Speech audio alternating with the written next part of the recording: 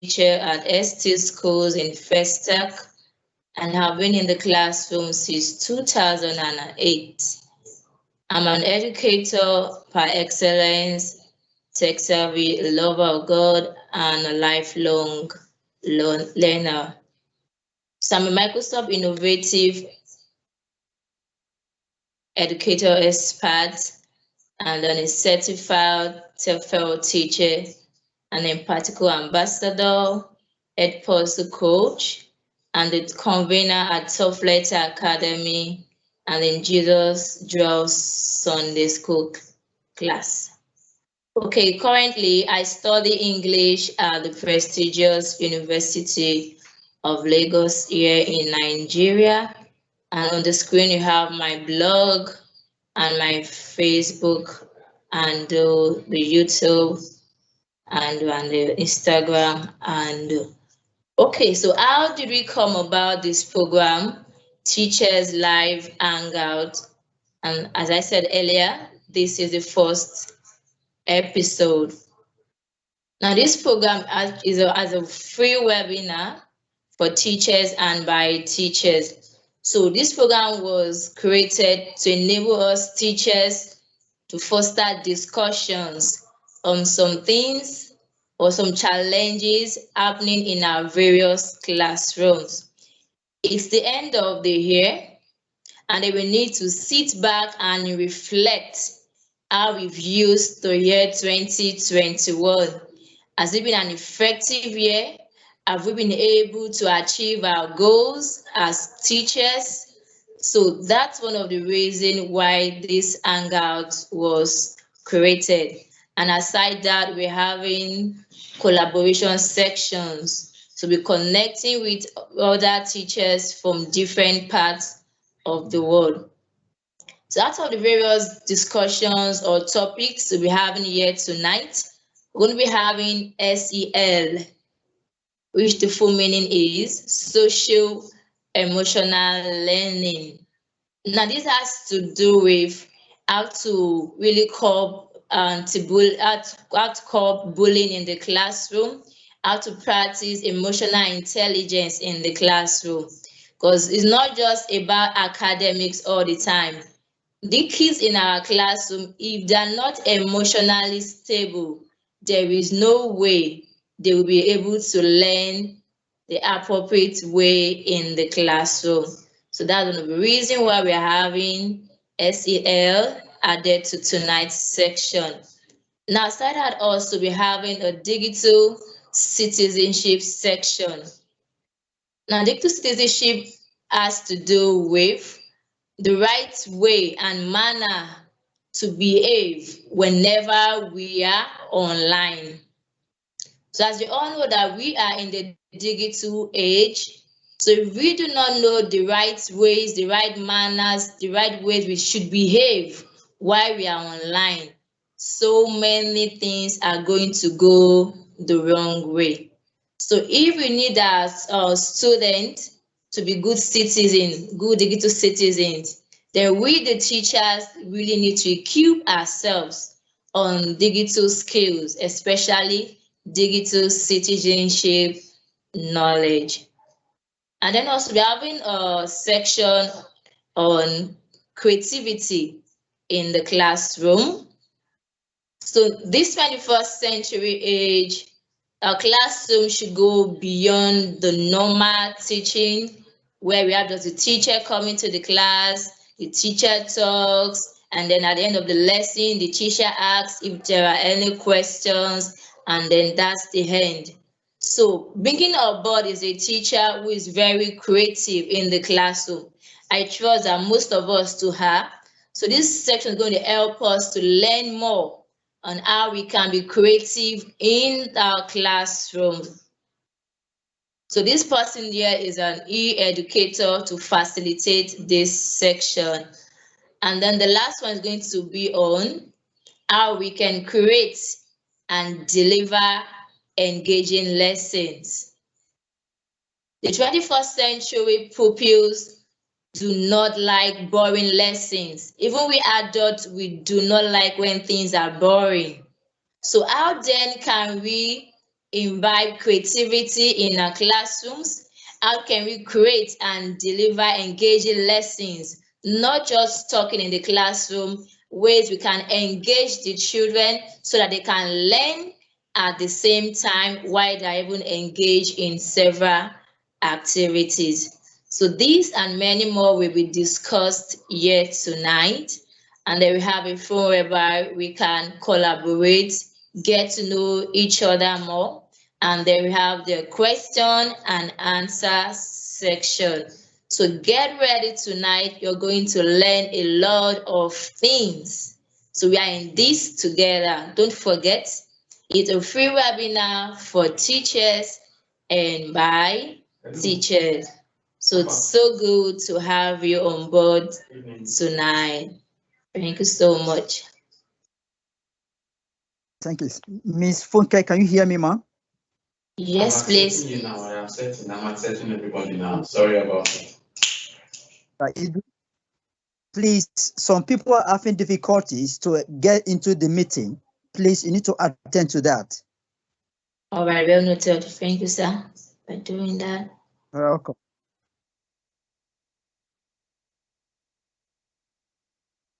Okay, before I bring the first speaker on board, let me read out what we have in the comment section.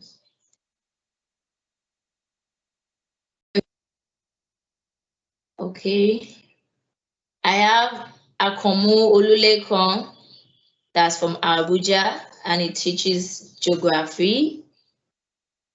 I have Mrs. Patricia Fube joining from Lagos, and she teaches mathematics. I also have Obioka for Ifeanyiwa. Pardon me if I didn't murder your name. And then Computer Science Department, Anambra State Polytechnic. So good to have you here, sir.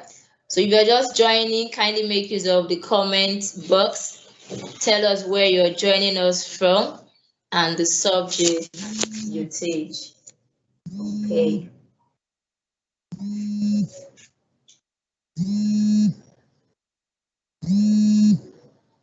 So moving forward, we're going to be having Mrs. Jamie Anto.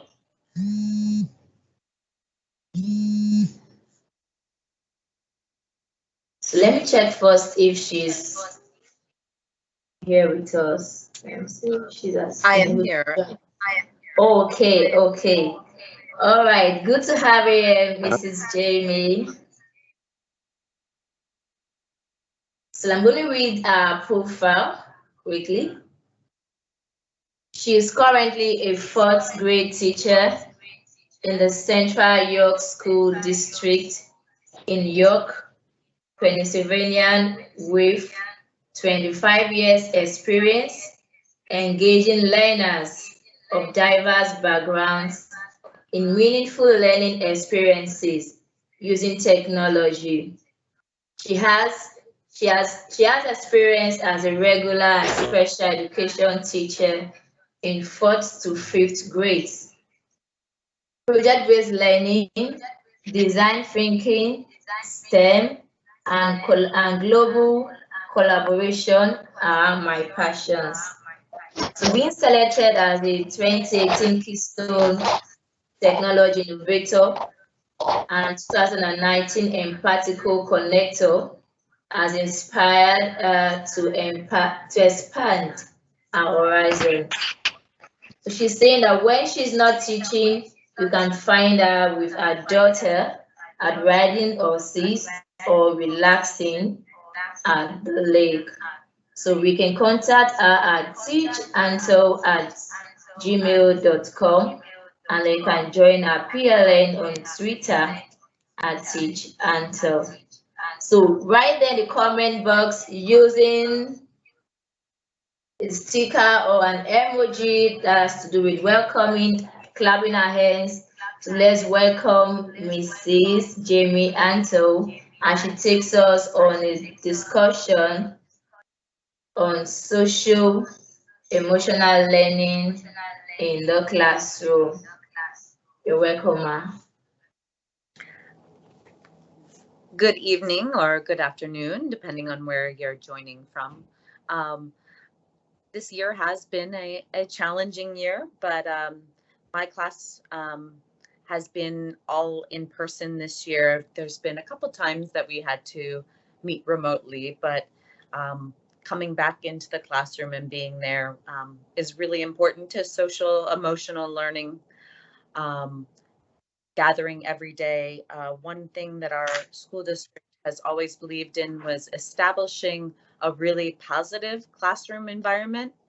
That social emotional learning, greeting each student as they come in, and we have a daily class meeting where we kind of gather in a circle and do a greeting.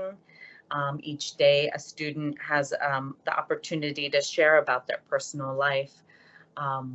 And then we do an activity or a game together. And that is really the foundation to preventing a lot of problems in the classroom by developing that positive classroom environment. If you can meet with your students and really get to build a relationship with them where you have respect and empathy and you know about them as people, will really go a long way to preventing problems in the classroom.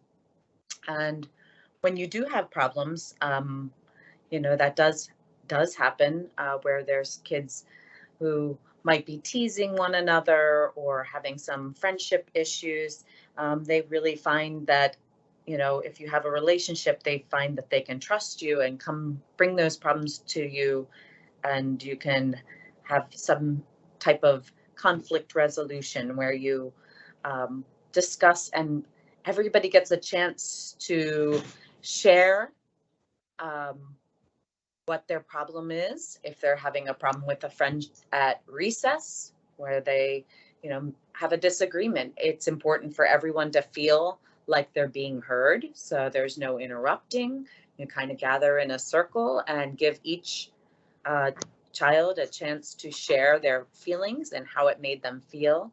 And usually you can work out some type of agreement, like how can we fix this problem together, and that trust and compassion really goes a long way. So, you know, there are times that it might be an ongoing problem, but to avoid that kind of feeling where no one's listening to you, everybody gets a chance to share their side of the story.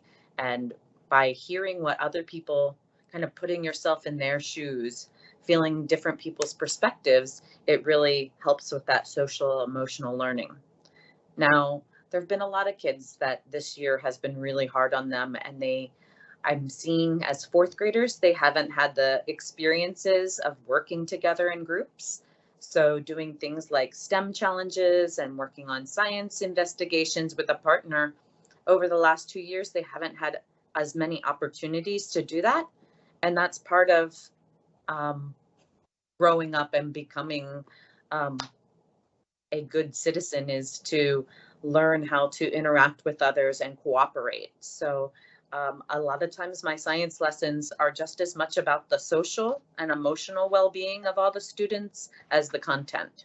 So I might have science as the goal, but learning to work as a good citizen with others and getting along in a group is often more important. There's going to be days where, you know, a kid might not have slept well or didn't have a good morning and they might need to take a break. So in my classroom, I have a place called the Take a Break Station, and they might just need some time to draw a picture or to use some kind of stress ball or to read, just to take a moment. You know, sometimes you need to have a brain break just to move around. So those, if you're not taking care of your emotional and physical needs, you're not going to be able to learn. So I've provided some resources that are really good at helping learners, whether it's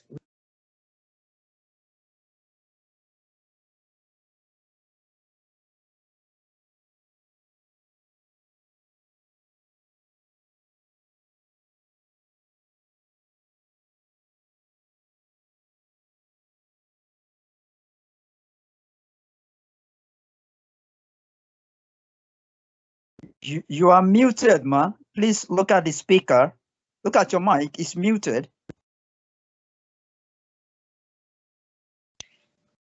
Did any of that get, could you hear anything?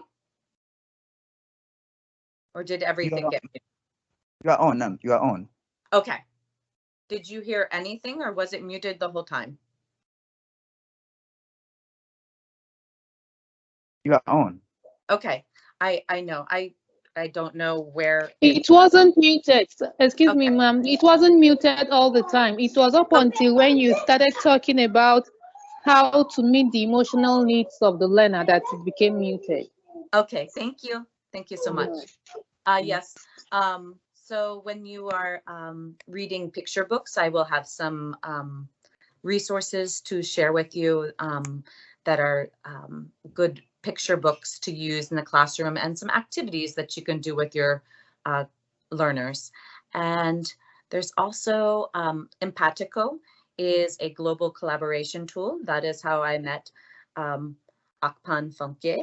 We met through Empatico, and having global connections with other classes helps students develop empathy and understandings among cultures. So some students can get to know kids around the world and learn how we are more alike than different through those activities. So I just wanted to make sure that I'm going to see if I can, I don't think I can share my screen right now, but I'm connecting through a different device right now, but I think that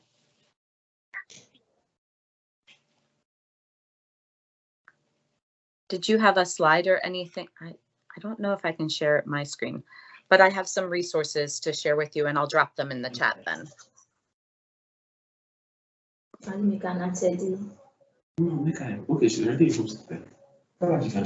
Okay, you can please share.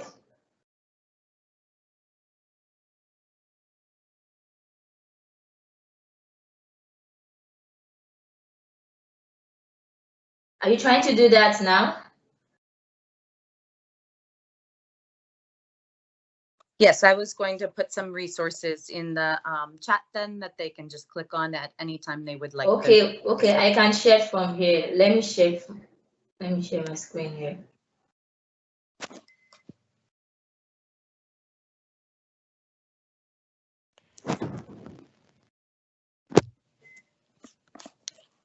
All right.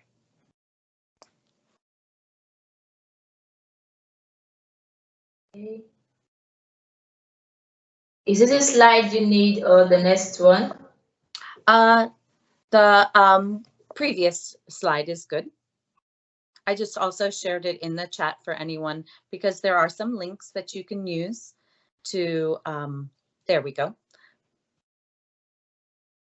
So yes, those are all different practices that promote a positive classroom environment in our classroom. And then the links in the chat that will take you to the resource. The very next slide is the one that has the links. So there are lots of resources there. Responsive Classroom is the program that our district uses. There are 100 free SEL resources and books. There are some different brain breaks and articles on school-wide social emotional learning and how creating that environment is very important to prevent bullying. And then a whole array of really wonderful picture books. So feel free that all of those links are now in the chat and you can click through those and find some fun resources to use in your classrooms. All right, thank you so much. And I really do believe that at meeting all learners will really grow from doing global collaboration. Their 21st century skills of creativity, critical thinking, collaboration, and communication are very important part of global collaboration. So thank you so much. Thank you so much, Miss Jamie. That was a wonderful section. So we are very, very grateful. Thank you for helping us out on how we can establish social emotional learning in the classroom. I'm going to say one or two things she said, just a few. She said we should learn to build respect and empathy with the children. And a child who is not emotionally stable will be able to learn. So that's the first thing that we need to do as teachers. We need to build friendship, relationship with the kids in our classroom so that we can have a total children or total students in our classes. Right. Thank you so much, ma'am, once again. So don't forget, she has dropped a link to several resources in the comment box. So kindly click on the link and download or go through the links, the websites provided. And also, if you're just joining, please make the comment box, put in your location and the subject you teach. All right, someone is raising a hand. Do you have a question, sir?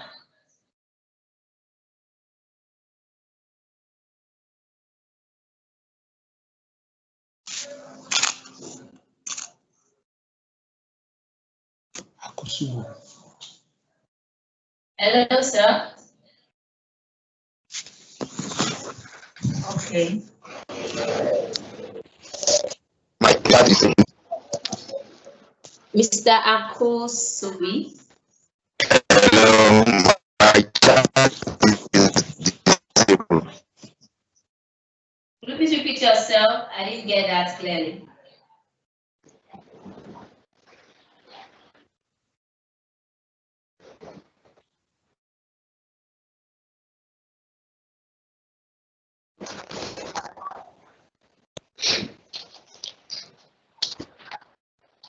Hello? Hello, can you hear me? Okay, I can hear you do it a bit faint. I said my chat is disabled. I could not chat. I could not actually introduce myself Your mic is disabled. You know what you said? in the comment section. I think your network is a bit poor. Could you please type in the comment box? I didn't get that clearly.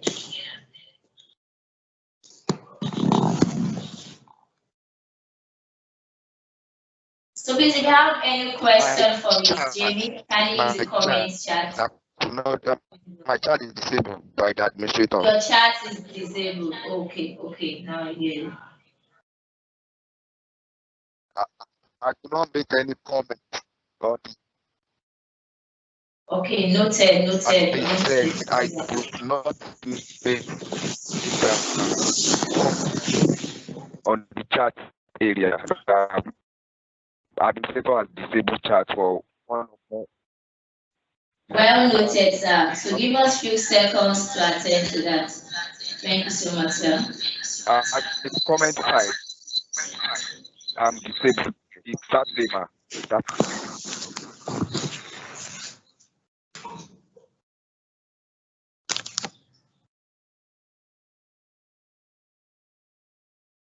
Okay, so please, if you have any question for Ms. Jamie, kindly use the comment section. I'd like us to have another section so that we can take questions from two forums, two discussions at the same time.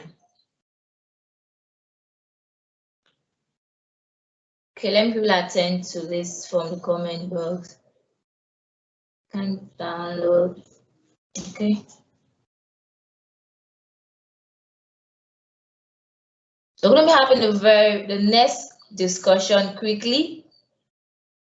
Hold on while I share my screen.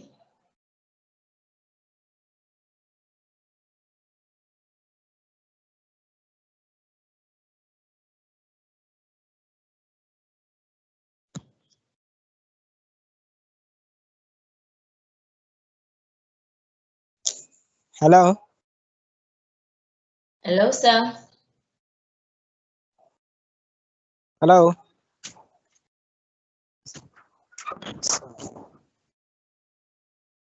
Hello, can you hear me?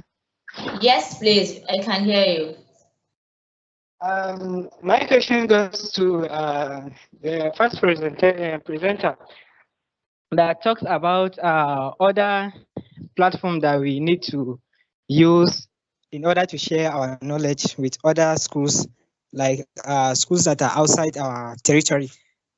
She made mention of Empathico.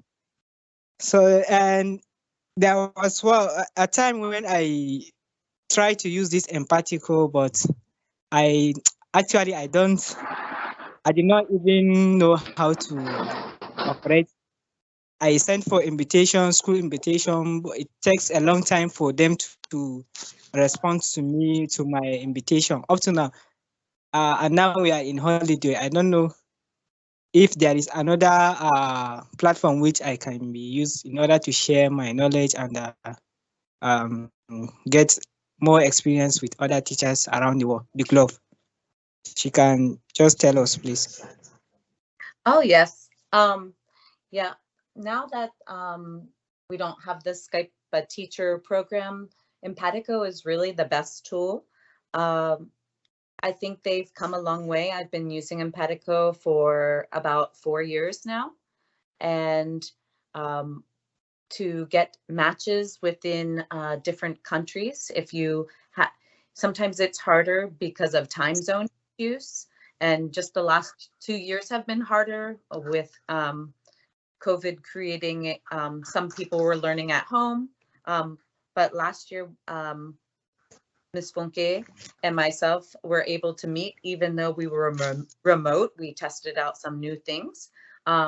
They have their own platform. You can use Skype, or you can use Zoom or Microsoft Teams. So now they have opened it up so that teachers, they've changed their platform to really embrace any kind of platform that you are comfortable using with your learners. It is, they have all of the different lessons that you would need, and you can go in and request matches. So you can look for people that are maybe in similar time zones, or you can look in specific countries and request them to match with you. So they've really improved and been very responsive to getting more connections. There are lots of people using it, and depending on their school calendar, it can be challenging at first to get connected, but once you have a good partnership, then you can really form a nice relationship with them. I hope that answered your question. Thank you so much, Miss Jamie. Okay, I believe that question has been answered. Yes, thank you very much. Okay, thank you, sir. So do you have any other person having a question for Miss Jamie?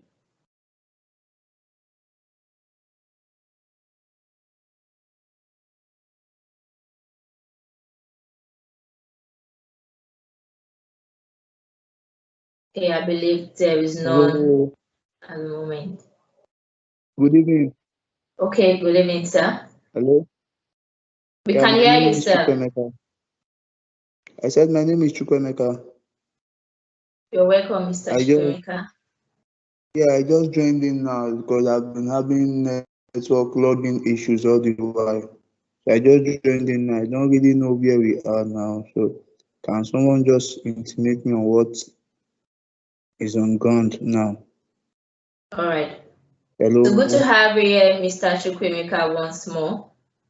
We've just finished a section on social-emotional learning with Miss Jamie, and it's a question and answer time. All right, I'm saying, Adekunle Esther, your hand is raised. Any question, please?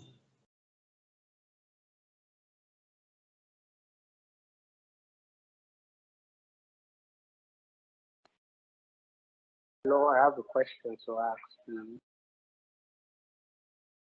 Please go on, sir. Okay, the question is just like I've been disabled. I can't really chat, make my own comment. Please, can you please enable me? All right, so I will do that shortly. Thank you.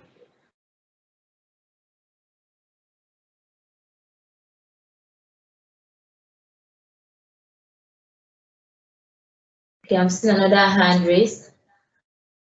Akun Sobi Chukwemeka, you're still raising your hand.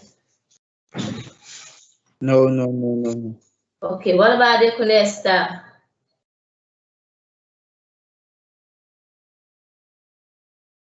All right. Is she still here?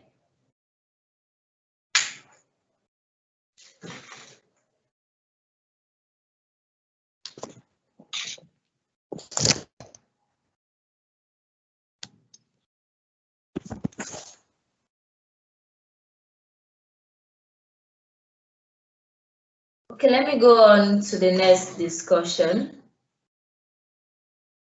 Mrs. Shola Adiola is also finding difficult to join in at this time. So we have to move to the next person. Here we have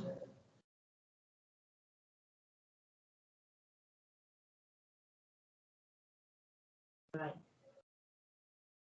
So Kamarpreet is here already. So let me read out our profile. Mrs. Kamarpreet is an educator innovation lead at Flipgrid, Microsoft, and working towards amplifying every voice because it matters. Proud to join Team Flipgrid, she says, I was just like you, a teacher of middle school science, where I got the opportunity to shape and impact the lives of students, our future. I'm super passionate about everything STEM. I'm partial to science and technology, the global goals, gamification, that's game at arts, and social emotional learning. And I live by the adage, be the change you want to see in the world. Okay. So I'll please enjoin everyone to please welcome this Kamarpreet as she takes us on a section on how to make and deliver engaging lessons. You're welcome, Ma.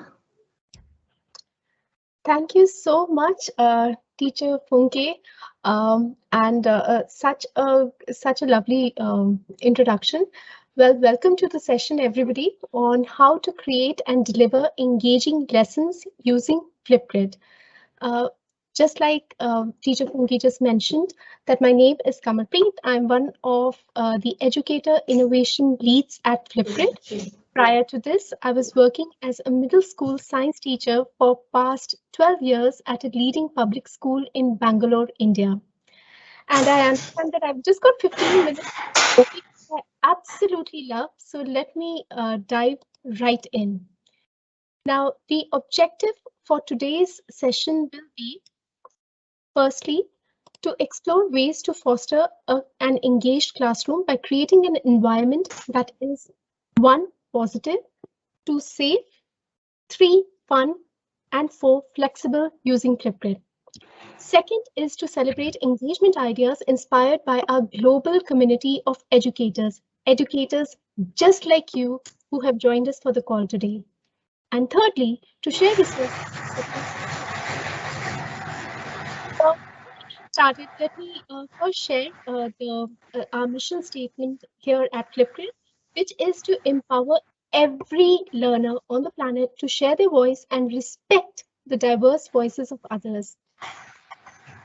And here with Flipgrid, let me introduce you that Flipgrid is a free video discussion platform where students can share a response to a question or a prompt hosted by an educator. In other words, it is social learning. It is free. Let me repeat that. It is free forever, and it allows everyone to share, celebrate, and showcase their learning in creative ways. In fact, you can get started in 3 simple steps. So, to get started as an educator, what do you have to do? First, you're going to log in using your email ID, whether it's Google or Microsoft. Then create a group. Just name it, add your students to it, type in your domain name, that's everything after the @ symbol in your email, and connect your Google Classroom. Select Create Group, and step 1 is done. To make it even simpler to get discussion started, there's a default introductions topic in every group. So topics are nothing but prompts that learners would respond to, or questions that the learners would respond to. After that, invite your students to participate by sharing your group. Simply select share and copy the link. You can share the link anywhere like email, Microsoft Teams, Google Classroom. You can even share the group as a QR code for learners to scan. That's all that it takes to get started on Flipgrid. After that, now what do students see? Once you've created the topic as an educator, the students would be receiving it. So again, students will be responding to it in 3 easy steps. Step 1, think that you're a student. So you would first join the discussion using the join link or enter the join code that was shared by your educator. Step 2, you would record a video with your response in the prompt. Use any of the Flipgrid camera tools and feel free to get creative. Explore how, have fun, and just be yourself. And step 3, take a selfie and submit your video. That's it. It's that easy to complete an assignment in Flipgrid, and remember, it's free. Now watch your comments on your classmates' videos come in, and the discussion just takes off like that. Now, let's come on to the second objective of today's presentation, and that is building engaging lessons. So whenever we think of student engagement in learning activities, it is often convenient to understand engagement with an activity as being represented by A, good behavior or behavioral engagement, B, positive feelings or emotional engagement, and most important, student thinking, what is called cognitive engagement. And this is based on a study which was done by Fredericks in 2014. Research suggests that considering the following interrelated elements when designing and implementing learning activities helps increase student engagement behaviorally, emotionally, and cognitively, thereby positively affecting student learning and achievements. Now let's look at these how-to-dos with examples. But before I do that, let me stress that whatever strategies I'm sharing with you today, these are valid for all subjects, grade levels, and proficiency levels. So the first strategy that we have is to make it meaningful. In aiming for full engagement, it is essential that students perceive activities as being meaningful. Research has shown that if students do not consider a learning activity worthy of their time and effort, they might not engage in a satisfactory way, or they might disengage completely. So what do you have to do? You have to connect the learning to the real world. We've all heard it before whenever the students complain, where am I going to use this outside the class? Answer this question and you'll engage students with content that they know is relevant to life beyond school. Use anecdotes, case studies, real-life examples from outside the classroom to root your teaching in the real world, like in the example that I've shared here. This is for photojournalism by an amazing partner, the Pulitzer Center for Education. The second strategy that I have with you is to foster a sense of competence. The notion of competence may be understood as a student's ongoing personal evaluation of whether he or she can succeed in a learning activity or challenge. Researchers have found that effectively performing an activity can positively impact student engagement. To strengthen students' sense of competence in learning activities, teachers can have students demonstrate their understanding, like in the example that I've shared. So over here, the student is not only states the Newton's law of motion, but also explains it while demonstrating it. So not only the head, but even the body is engaged over there. What more engagement can we ask for as teachers? Thirdly, you can provide autonomy support. Now, autonomy support can be implemented by having regular check-ins with the students. You can set up a discussion board where students check in and tell you how they are feeling daily, weekly, or monthly. And depending upon the way you run your classroom, you can keep this topic moderated. When I say moderated, that means only you, the teacher, would have access to your students' videos. This helps the students to feel more at ease while sharing their accomplishments or their struggles with you without feeling rushed. When you establish these open lines of communication, you help establish relationships. And these, my friends, is vital for student success. Knowing that the teacher is invested in them. Even when the teacher calls out each child's name, even then they feel special, they feel engaged with the teacher. The example that you see right here is by one of our fantastic community members, Gomez Galvez, and again, a teacher just like all of you over here. The fourth strategy that I have is to embrace collaborative learning. Whether your students are learning remotely or face-to-face, whether they are connecting with each other or connecting with a classroom across the planet, as we've seen with Empatico, collaboration is essential in the learning process. And using Flipgrid is a great way to empower your students while helping them to learn about and respect the diverse voices of others. Just like ma'am said, that we need to understand that we are more similar than different. So knowing that comes through collaboration. The example that we see on the screen talks about the global problem of plastic pollution. It asks students to share similarities and differences between the reported community and their own, and calls for classrooms around the world to be inspired by heroes in their own community and then take action. The fifth strategy that I have to share is for establishing positive relationships. High quality teacher-student relationship is another critical factor in determining student engagement. When students form a close and caring relationship with their teachers, they are fulfilling their developmental need for a connection with others and a sense of belonging to society.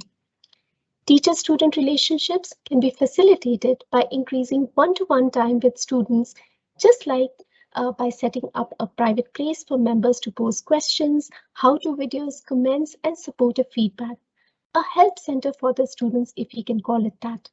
Another strategy is to display positive attitudes and enthusiasm, like we do with shout-outs. Whether it's a huge thank you or a celebration of an accomplishment, a shout out is a great way to shine the light on your students. Show them that they matter. To make shout outs even more powerful, you can have all the students share positive observation or a quality about one of their peers and then compile all these responses into a mixtape for that child. Take it a step further, a notch up. You can even have parents commenting or leaving nice comments on their children's video. The last strategy, which is there in my kit, is for promoting mastery orientation. Students' perspective of learning activities also determines the level of engagement. When students pursue an activity because they want to learn and understand rather than merely obtain a good grade, look smart, please their parents, or outperform peers, their engagement is more likely to be full and thorough. To encourage this mastery orientation mindset, one way is to have students set up SMART goals for themselves. And they can follow up on these SMART goals by reflecting on their progress by referencing mixtapes at regular intervals. So this is the last thing that were there, the 6 strategies that I had to share with you. Just in case you were wondering from where can you access these wonderful examples? Well, all these examples are treasures from the Discovery Library. You can find more ideas and inspiration with more than 42,000. Yep, 42,500 ready to launch topics from educators and 75 plus partners such as Adobe, BBC, Bunsey, Minecraft, Lego, housed in the Discovery Library and waiting for you to get in there and start using them with your students. And before I end, I'm also going to share another interesting resource with you, the Help Center, where you can find additional information in hundreds of articles to answer almost any question that you might have about Flipgrid. Also, we have a blog where you can find the latest upgrades from Flipgrid Fresh, Flipgrid Live events, tips, tricks, and tutorials, and even articles from the teacher community. Lastly, if you like this session, feel free to connect with us across all social media platforms wherever you are. Be sure to tag us at Flipgrid and Flipgrid for all. You can connect with me on Twitter at DPS Kamal and be sure to join our Facebook page by scanning the QR code over here. We are here to support you, to be your cheerleaders, to share and connect with you. And we are here because we love you for all that you do every single day to empower students in your classroom. And with that, just let me stop sharing my screen. If you have any questions about today's session or Flipgrid, perhaps you want to share some feedback, drop in your message in a moderated topic. When I say moderated, that means only I will be able to see your response and I'll revert back to you. You can record a video or you can have a voice only message or you can simply type a text. I would love to hear from you. So I'm going to put that in the chat right now. So the URL or any questions that you might have and the password that you can use to access that topic. I'm also dropping in links to Flipgrid, getting started with Flipgrid, the Help Center, and the Flipgrid blog. Okay, thank you so much, Mrs. Kamal-Prait. That was a very great one. That's insightful. I've been using Flipgrid for like a year or two, and then I call it the teacher's TikTok. Yeah, that's what I call Flipgrid. It enables me to do so many things. I could edit, I would put picture in the video, I could put words, anything, add videos to it. It's very fun. It's very fun. Thank you once again. We are very grateful. Okay, so if you have any question for her, you can drop that in the comment box. And I need to confirm, I need to tell you one more important thing, that it is safe. So students, whenever they are posting their videos, it is safe within Flipgrid. So nobody outside, unlike when we are talking about TikTok, when we are talking about YouTube or even Vimeo for that matter, anybody who has that link can see the work, can see our students' faces, can comment on them. And so when we post our videos on Flipgrid, it is a safe environment. Only teachers would have access to it. So that's why Flipgrid works really well as compared to, let's say, TikTok or YouTube. I can say two people. Okay, somebody had raised their hand. You can please unmute yourself and ask the question, or you can type it in the chat. Yes. Muitala Sharif, your question, please.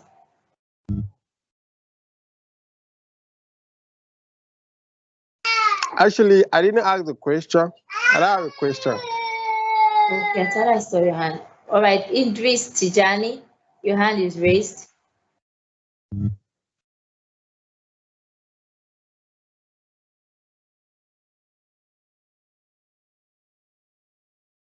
Is this still here? Idris Tijani, your hand is raised.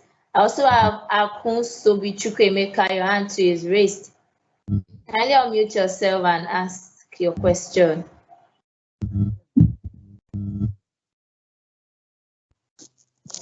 Hello. Hello, sir. Hello. We can hear you. Yeah, I wanted to get the last thing she mentioned when she was listing those ones. I got the last one. I couldn't get it completely. She talked about promote mastery words. I couldn't get to the last statement she made there. I don't know if she can help me record the last one. Okay. Promote mastery something. I didn't. Can you hear me? I cannot hear you very clearly. Your voice is cracking. Okay, but what I could understand is you're talking about mastery orientation. So one way of promoting mastery orientation is to have students set up their SMART goals themselves. Okay, so rather than teachers giving goals to students, students themselves set up their SMART goals and they share it with the teacher. And that is recorded in the video, and the teacher can acknowledge that.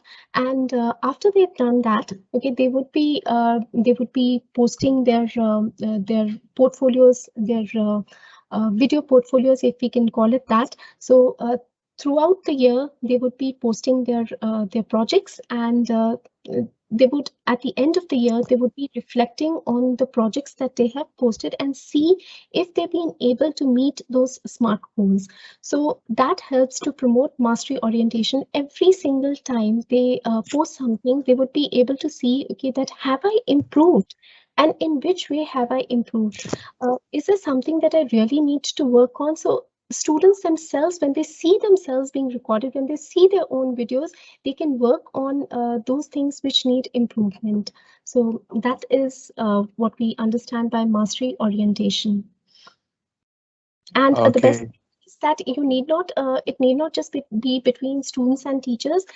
These portfolios that can be shared even with the parents. So end of the year, when you have these PTMs, not even end of the year, whenever you have PTMs, you can have these digital portfolios shared with parents, and the parent, each parent can see how their child has progressed in the course of the year. So you have proof over there. So whenever the teacher is saying something, that is backed up by proof, and the child himself or herself can see how have I improved and what are those things that I really need to work on.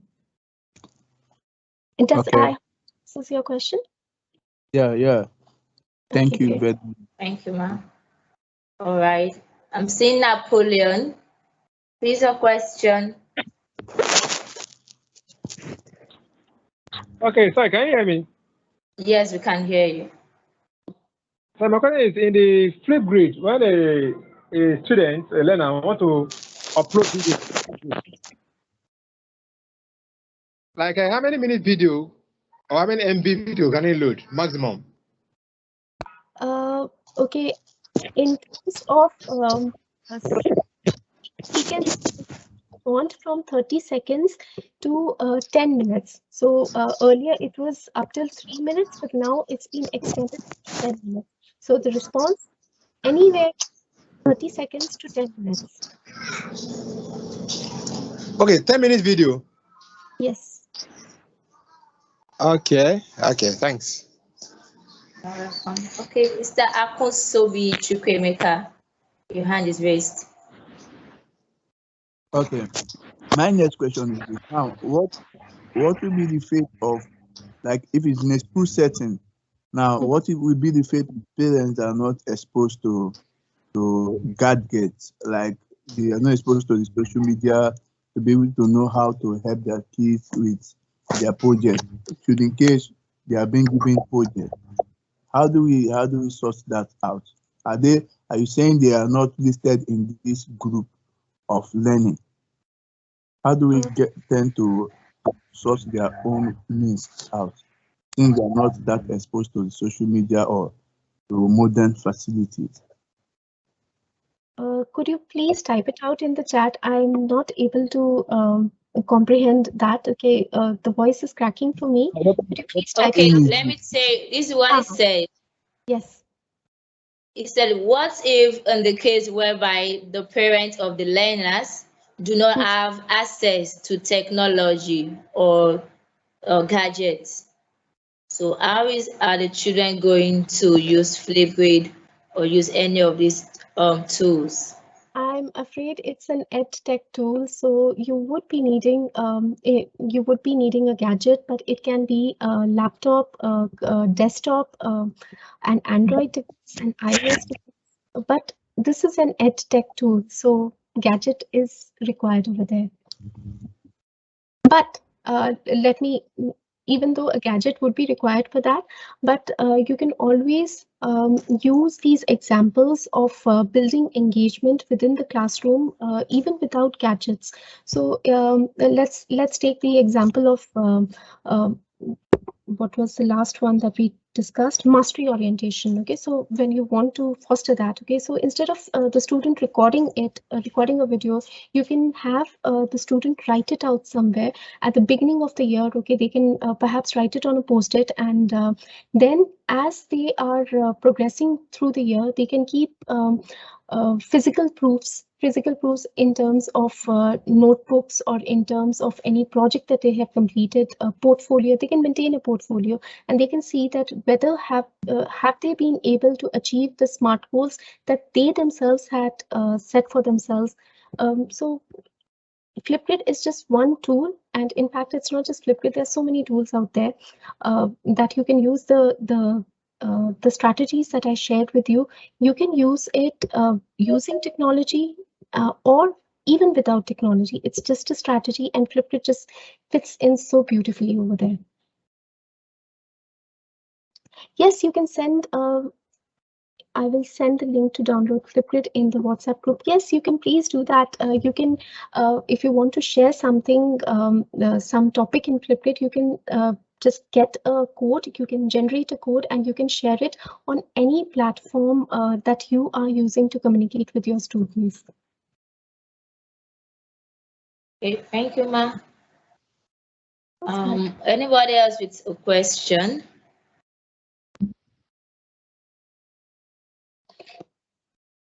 I just wanted to add one more thing. Jamie mentioned that Jamie or somebody mentioned in the conversation, okay, that they were finding it difficult to form connections with teachers.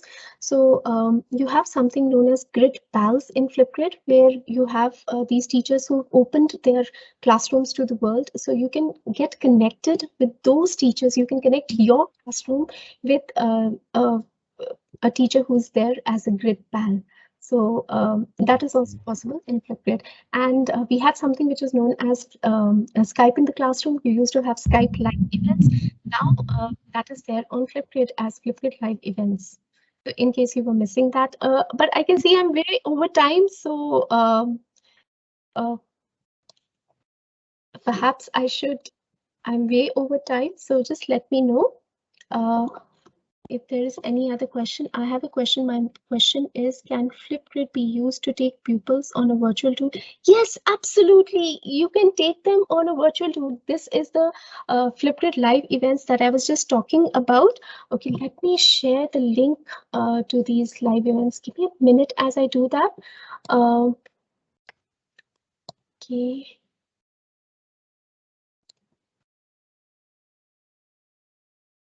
I have it open, but it will. I have so many things open with me right now, but I'm just quickly going to copy this and share it in the chat. You have a live event coming up on 12th of January. Okay, so please be sure to check that out, where we'll be talking to an author. Then we have another one coming on 19th of January, where we're talking about animal parenting, and we have mental fitness. We've got a lot of stuff coming up even in January.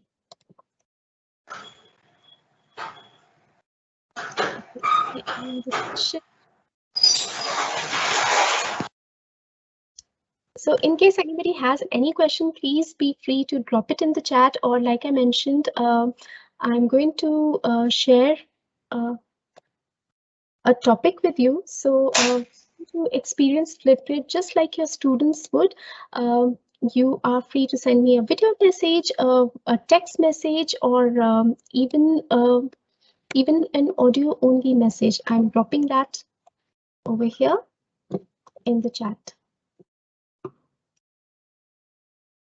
And passing the mic back to you, Teacher Funke. Yes, I've gotten it.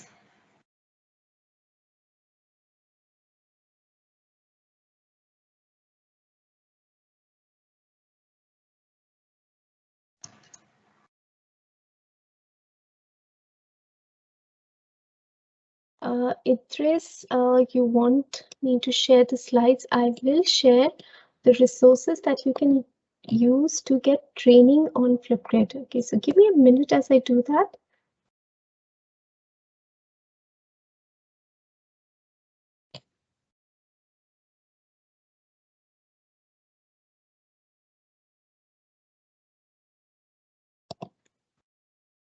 Okay, so while she's trying to share a slide or a screen, so let's click on the last URL she's shared. So you can just make a minute or 2-minute video giving a feedback. So let's explore Flipgrid quickly. Just click on it. You have the passwords there.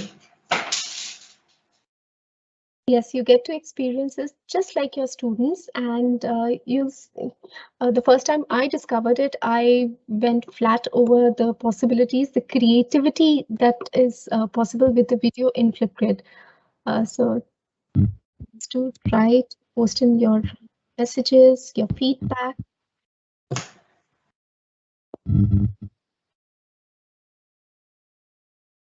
Okay, I've posted it in the chat.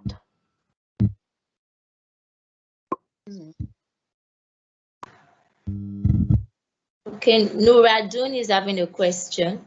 Nuradin. Please, I cannot access the chat button in my my gadgets here. I don't know which chat button you are talking about. Yeah, look on your screen. There is something like a message box, like a dialogue box.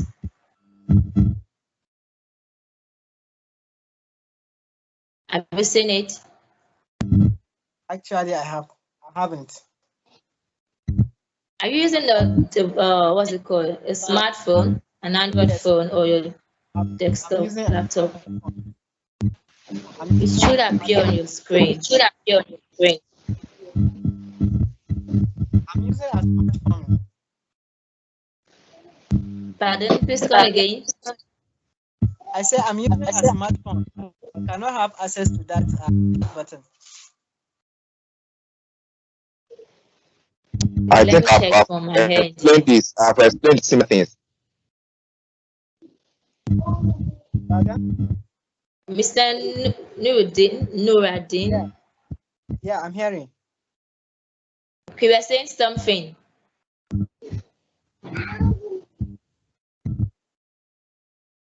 I'm the one talking. Okay. I think I've complained about that before. You said you are going to look for it, but you couldn't do anything concerning. I was not able to do anything on chat. What I saw there was my administrator has disabled chat for one or more users, so I could not chat. I could not even send any message. And if I want to, if I have questions, I want to, I probably send it through chat. And you said I'm going to look into it, but you have not done anything yet. Okay. All right, sir. The thing here is that every other person has access to it as a guest. So I think you entered as just like an external person. Probably you log out and then you join again. As a guest, yes, please. Was that the thing why I could not, my chat is disabled? Yes, please. Every other person has access to the comment box. It's okay. Okay, are you Mustafa? I'm seeing it here. External. You came in as an external person. Yeah, exactly. It's showing external for my hand. And I'm seeing other as meeting guests. Okay. Thank you. So do you have any more questions before we move to the next thing on the agenda?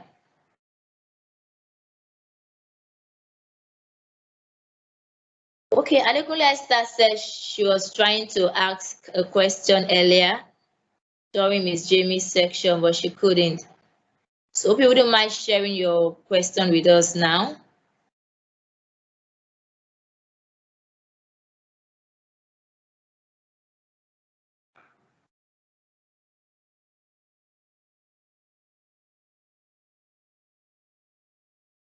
Let me see if she's still online.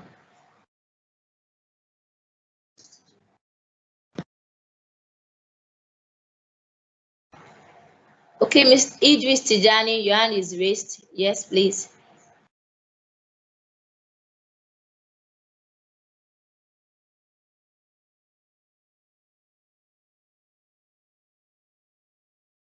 Mr. Idris Tijani, your question, please.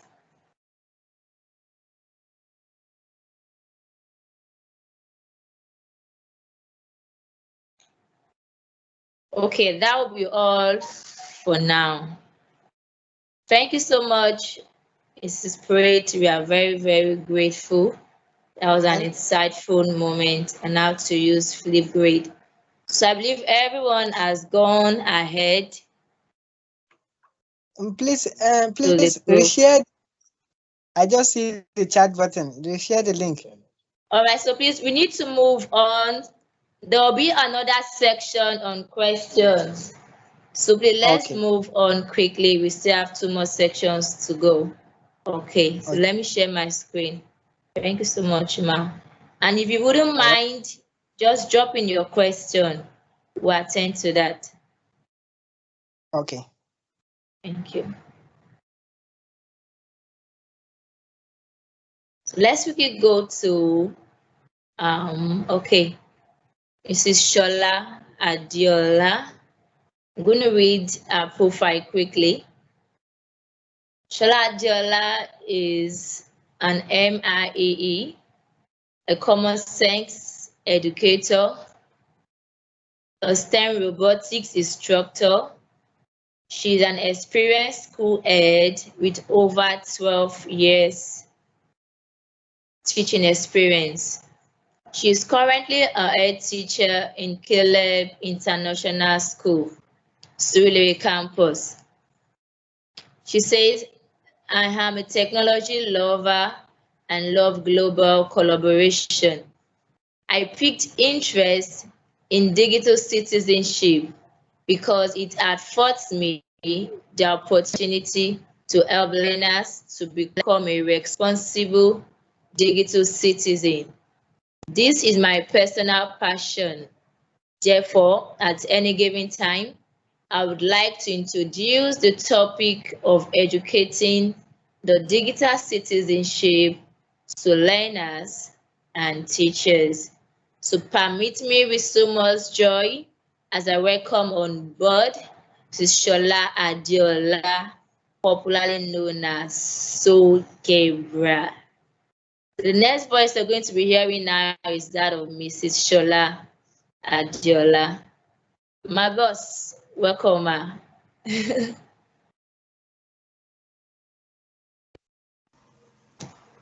Okay, good evening. Thank you very much, Teacher Funke. I really appreciate this opportunity, and you know all these attributes just me. There is God. Good evening, everyone. Good evening, Miss Kamal. Good evening to, you know, I don't know. I was having issues logging in, so I don't know the people that have presented before now, but good evening to everybody. So today I want to share my screen. I'm trying to do that now.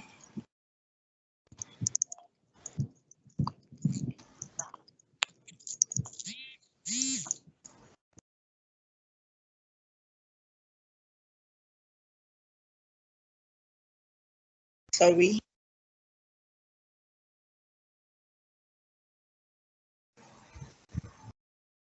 Please, can you see my screen? Are you yes, seeing my ma'am. I can see it. Okay. I have been introduced by Teacher Funke. My name once again is Shola Adiola Sojiba. Microsoft Innovative Educator Expert, Common Sense Educator. She's also a Common Sense Educator, and also MIE, the Microsoft Innovative Educator Expert, an instructional school leader, and head teacher at Caleb International School, Surulere campus. So today we'll be talking about digital citizenship. And just as she has read out on my profile, it is something that I have passion for. You know, we cannot but teach these learners this particular course. It is for them to be educated, to know how to, digital world is a world on its own, and it's just like a normal world now. You have a real world that we live in now, and then this is another world. I mean, we are sharing it right now. We are connecting via the internet. That's the digital, using the digital devices and all of that. So before we continue, I'd like to talk about the meaning. Before we even talk about digital citizenship, what does it mean? What does digital citizenship mean? So I have here that digital citizenship refers to the responsible use of technology by anyone who uses computers, the internet, and digital devices to engage with society on any level. You agree with me that we have the bad digital citizens and we have the good ones. And so we don't want to expose our children. We don't just want to leave them to chances that they grow up and then just become good. It doesn't work like that. We have to put them on the right path so that they become responsible digital citizens.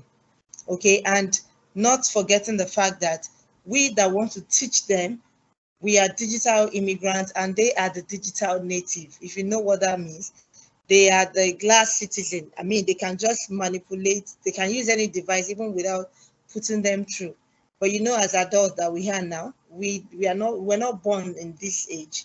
And so we need a lot of people. Some of us have issues trying to log in. Some of us maybe, trying to get used to some of these things. But these children, when they see a symbol, they see an icon, they know what it means already.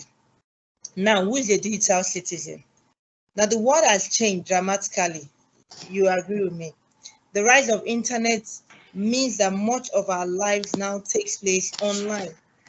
Before now, before COVID, just this last year, the lockdown I meant, a lot of people will not come online and say they want to do training. What is that? They will tell you that it's not effective, it cannot be, So look at where we are today. It doesn't matter, even if it's going to be online.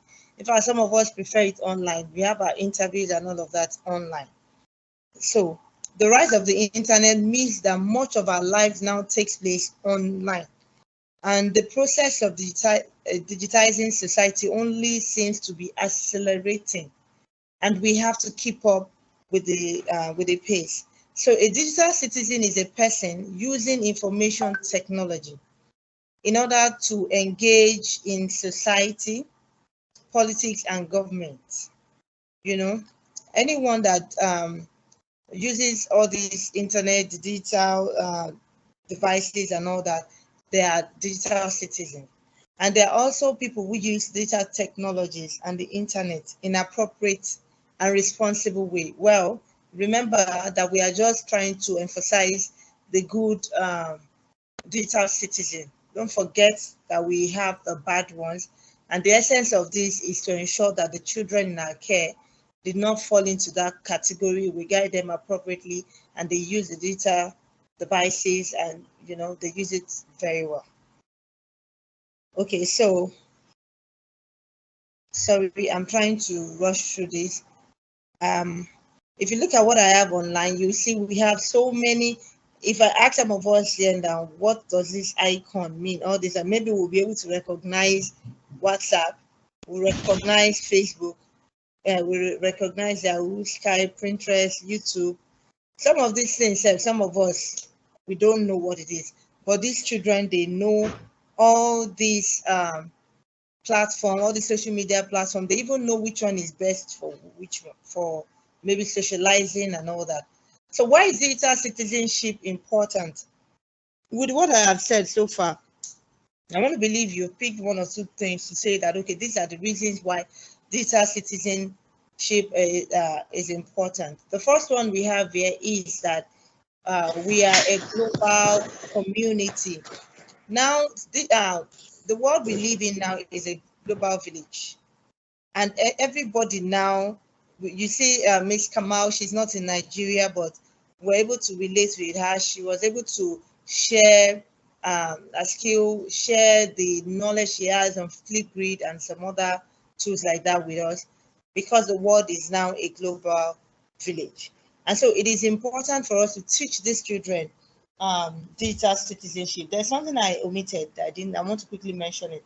When we even talk about this digital citizenship, what are the main topics? There are some elements that we look into, especially for children of primary school to secondary school. And number one is the media balance and well-being. Of course, they have so many focuses under them: media balance and well-being, privacy and security, digital footprint and identity, relations and communication, cyberbullying, digital drama, and hate speech. Then lastly, news and media literacy. All of these things are talking about, if you look at the media balance, it's talking about how they can balance their life. Some of these children, when they have access to the internet, they will forget that they have other lives. So how they can balance their life and their life on the internet and in the real life, how they can balance this and their well-being. Then privacy and security, of course, just the way we have that when you don't talk to strangers, you don't share certain information with people you don't know. The same thing we have on the curriculum, the digital citizenship curriculum. Then the digital footprint and identity. It only means that whatever you put on the internet goes a long way. You know, some of them will put, they don't know what they're doing now. They feel they're dancing. They can even post their nude pictures online. And they don't know how that will come back, you know, to haunt them. Maybe later when they grow up, and then people will start digging, digging up their past and bringing up issues that could mar whatever they have become in the future. So then we have the relations and communication, how you relate with people, with other people on the internet, even when you make use of people's rights or people's material on the internet, you give credit to them. Then cyberbullying, digital drama, and hate speech. You know, just the way we have bullying, normal bullying here and there in the school. We talk about different bullying as emotional bullying, physical bullying. Hello, Miss Shala. Can you hear me? Yeah, we can hear you, but on the screen we are still having the first slide. Yes, I'm trying to rush through what I omitted. Then I'll come back here. Yeah. Thank you. So sorry, you caught me. So I was talking about bullying, that just as we have the physical bullying, emotional bullying, social bullying, and all of that, verbal bullying, we also have cyber bullying. And it happens to you and I, even on Facebook, when you post somebody is just coming to pull you down, to make you, you know, those are things that we teach these children to be up standards, and sometimes inform an adult or, you know, ignore stuff like that. Then the last one is the news and media literacy. So these are the major focus on the digital citizenship curriculum. So back to where I was, the second point why we teach digital citizenship is because there are risks that comes with digital technology. There's so many risks that comes with them that we need to educate our children on. And some of them is what I just mentioned, which I will say again, is cyber security. You know, hackers here and there. We have the data leaks, we have data privacy, workforce talent, and so on and so forth. Are we together? Can you hear me? Yes, please. I hope I'm still on track and I am not confusing everybody. Still showing the first slide still. Okay, no. And then the third reason here is because there is a digital skill gap. Now, Africa's digital skill gap, there are going to be 230 million jobs in Africa. And it will require digital skills by 2030, you know, 2030, it's just like, let's say, 8 years time to come. And 30 million will be in the ICT and e-commerce sector. Then 70% of the demand will be the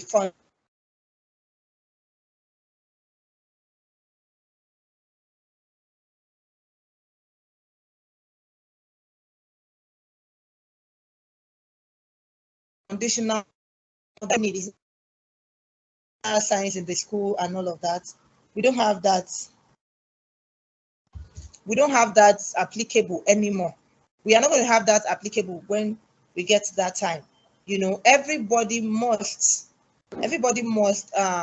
be skillful. You know, everybody must be able to use the internet very well. You understand? So those are the reason why we teach digital, the importance of teaching digital citizenship. Now, how do we teach this digital citizenship to the children? Use blended learning. You know, blended learning is a mix of traditional face-to-face learning experience and online and mobile technologies. Just the way we teach them the classroom way, we also teach them online. We mix it, because what's the essence of saying that we are teaching them digital citizenship and we're only teaching them the traditional way? When we are teaching them how to make use of the devices, how to maintain media balance and well-being, and how to be safe on the internet, I mean, we should expose them and allow them use this device, but teach them so that they don't get to abuse it. So the first way we can teach it is by using blended learning to teach it. And then the second way is to discuss key themes, like the ones I have mentioned, like the cyberbullying, the media balance and well-being, privacy and security, you know, news and media literacy. There are key points, that they are the themes. They have other areas under them. After this, after my talk, I'll give you the site. You can always go where you get the digital citizenship curriculum, even from, I think, from year 1 or something, even to SS Labs, you can get a lot of lesson plan from there where you can teach your learners. So discuss the things, there are plenty of them, and be inclusive. Be inclusive, what do I mean? All these special educational needs and disabilities, they are also included. They should not, because some of them can make use of these devices. They can also make use of the internet, so they shouldn't be excluded. So as much as you discuss these things with them, make sure that your lesson plan, you know, even for children that are you know, we have different learning styles. Those are visual learners, the audio visual. If you go through the link, the platform I'm going to give you now, you will see that even sometimes they sing, they show video, and they talk. All of these things to capture every child, that every child matters. So these are just the major ways you can the major ways you can teach digital citizenship. Now, my final note is that digital citizenship is a topic that is essential in the modern world. We are trending towards a society where more people are more connected. And as such, it's vital that we are all aware of our responsibilities and able to navigate our own digital lives. Just the way we have control over our lives now. I want to go to work in the morning. I know that I don't want to be late to work. These are the things I set out my target for the day, and I ensure that I meet those targets for the day. I even checkmate and all of that. So the same way we should be able to do on the internet. And before we can say that we want to teach these children these skills, we want them to have mastery of all of these things, and we want them to be responsible digital citizens. We have to be first. We cannot give what we don't have. If you don't know how to use these tools, you don't know how to stay safe on the internet. Even while on the internet, if someone just abuse you, you know, you lost it and you start acting up, you know, you don't even know what information you're supposed to share or what not to share. So such a person cannot teach any child to be responsible on the internet. So you see, you cannot give what you don't have. We need to work on ourselves and then know that these learners in our care depend solely on us to put them right. Because the world that they will be living in is not the same as what we are living in right now. You see what is applicable. By 2030, the work that will be available will require 70% digital skills, even if it is not, that serious, but at least every child should be able to make use of the internet, make use of the devices to an extent before we say that, okay, these ones are the expert and these ones, they just learn at least for work's sake and all of that. So on this note, I would say that if you want to find out more on digital citizenship, you can go to www.commonsenseeducation.com. You don't separate the common sense comes together. Commonsenseeducation.com. When you get there, you see the curriculum. You have access. They're free. You have access to the video, even to the lesson plan, even to worksheet and all of that, even to activities that you can give to parents if you want to teach digital citizenship. And if you want more questions, maybe you can now share on the chat box, and when we have the question and answer section, we can take some of these questions. Thank you very much. Thank you so much, Ma. Very, very grateful. That was an insightful moment too. Just as she has rightly said, in this digital age, we cannot do without knowing or having the knowledge about digital citizenship, because the students in our care are digital citizens, and we are the one entering their world, so we really know how to live in their world. And we cannot learn this if we do not study or have the knowledge on digital citizenship. So kindly visit www.commonsenseeducation.com in order to know more about digital citizenship. Okay, quick one. Do you have anyone with a question?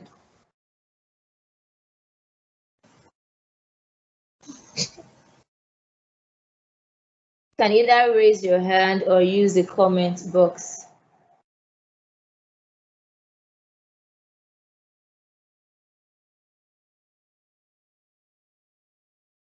Okay, Adejiri Afis.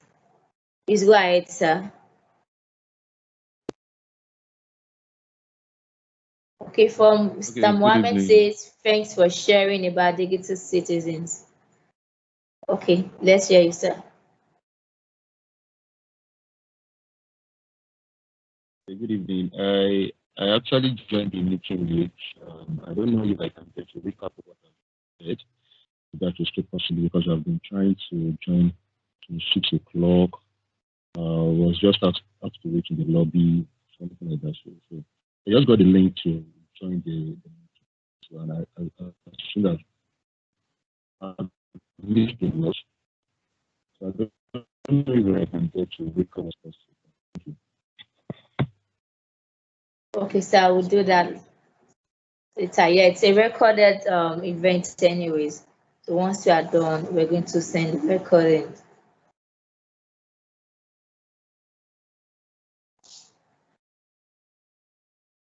Okay.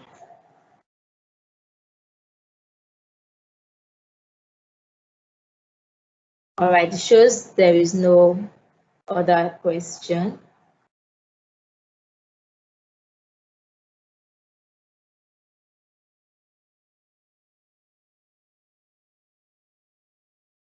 Okay, Temitope says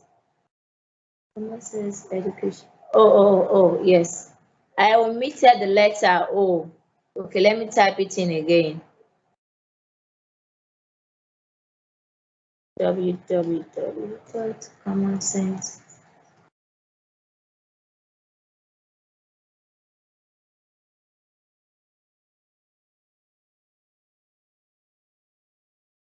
Okay, some people said concise and apt on digital citizenship.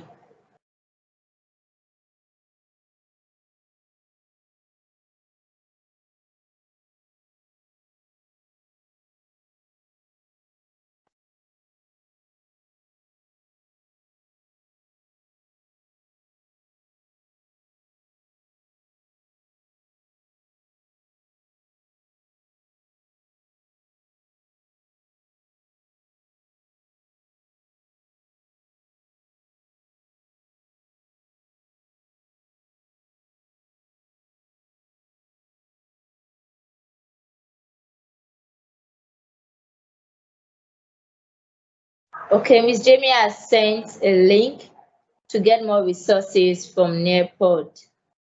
All right, thank you, ma'am.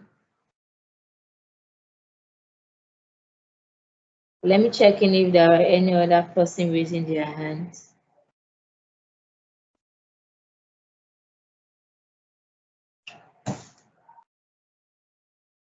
Okay, since there are no other questions, we're going to be moving to the last speaker. And before then, can we just have a brain break? We're going to reflect on what we've discussed so far.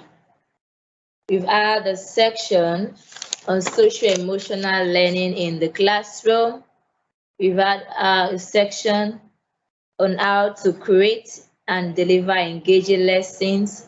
And the last section was digital citizenship in the classroom. So I'd like us to make use of the comment box. So what is your take home from the last 3 sections we've had? So let's reflect on that using the comments box quickly. And that will also help those who are just joining. Let's make that snappy. What's your take home from the last 3 sections?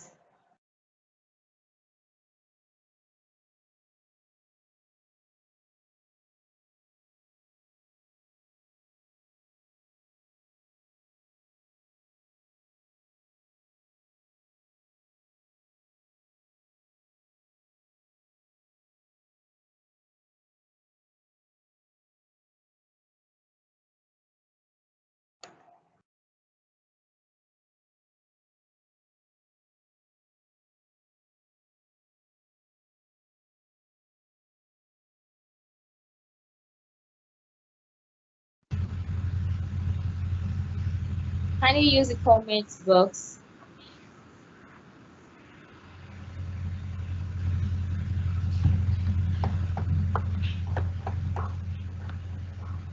Hello. Hello, sir.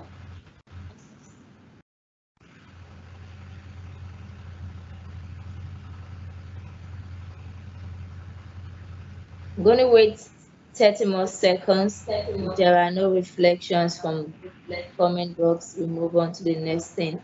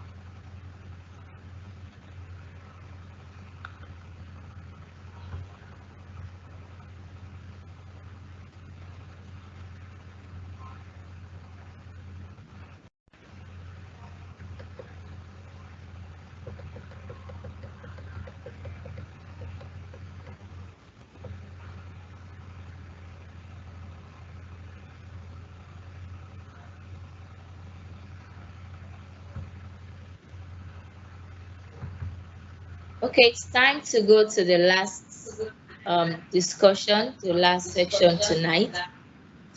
And to help us with that is no other person than teacher John Lucas. He's actually an e-educator. You know what that means? He's not teaching in the 4 walls of the classroom. He basically teaches online. So I'm going to share my screen now.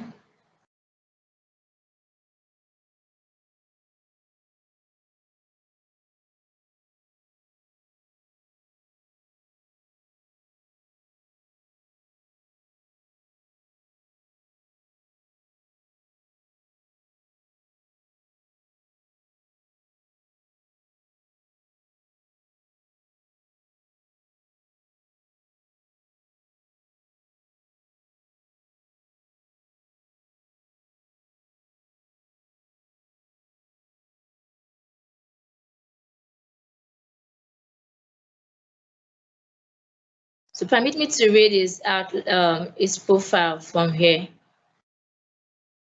That's not coming up.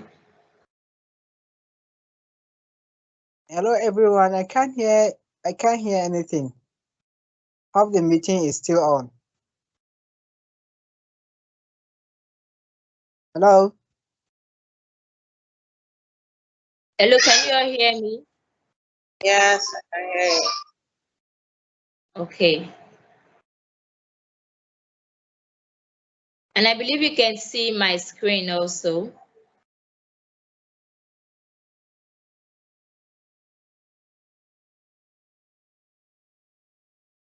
So I'll be reading the profile of teacher John Lucas from here. Teacher John Lucas is also known as that crazy fun teacher. He's a former Talk Teacher brand ambassador who has been with the platform for over 3 years. He's currently engaged to create videos about Chinese culture, and he also collaborates on some video projects with the Chinese students. He's also very popular among video platforms in China. His Bilibili channel has thousands of followers. Lucas has become an online sensation in China because of his cool and animated antics while conducting lessons. He now has a strong following on social media where he shares teaching tips and techniques to aspiring teachers. He also won international teaching awards because of his creativity, passion, and skill in teaching. Lucas loves Chinese culture, especially TV series and traditional Chinese culture.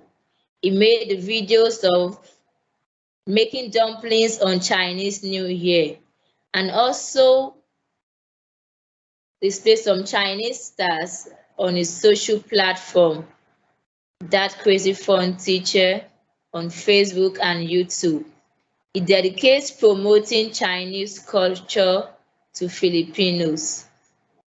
Lucas came to China many times in 2019. His trip to Beijing for showing a teaching demo at a CINA 5-star teachers competition. There he won the 5-star teacher award after showing the wonderful teaching skills and interesting lessons. I believe most of us have seen one of the videos I shared about teacher John Lucas. And you agree with me that this generation of pupils or students, they love to have fun. They don't want to have any boring time or something not interesting. So this is the kind of lesson that Mr. Teacher John Lucas does. He creates fun, engaging lessons. He makes his classrooms or his lesson interactive, and majorly there is humor in whatever he do. You can't be in his class and not laugh. So permit me to welcome on board Teacher John Lucas. Good to have you here. Welcome, sir. Hello, can you hear me? Yes, I can hear you, sir. Hello, good evening, everyone. Good evening to our lovely host, our awesome speakers who came before me, and our good audience. And good morning from the Philippines. It's 3 a.m. and I'm still dressed as a clown. Okay, you don't see that every day. Okay, so I hope I don't scare the audience away. All right, just a couple of minutes. Okay, first and foremost, thank you, Teacher Funke, for inviting me over. Okay, it's a great honor. Okay, so that was a long intro, but thank you. So I'll just say it again. My name is Teacher John Lucas, aka That Crazy Fun Teacher. I'm an online ESL teacher for kids and adults from all over China, Hong Kong, Spain, Thailand. Okay, I have over 4 years of teaching experience online, and I won a couple of awards for doing funny stuff in class. Okay, and I'm here to give you a sneak peek on how I do things. All right. So I've also done live workshops, and of course, because of the pandemic, I can only do online trainings for teachers like me. Okay. And I'm known by my students and some teachers because of my, my way of teaching, the the humor part. And I just would like to show you. Oh, can I share my screen? Yes, please. Uh-huh. Okay. How can I share just the window? There, desktop window. Okay, sorry.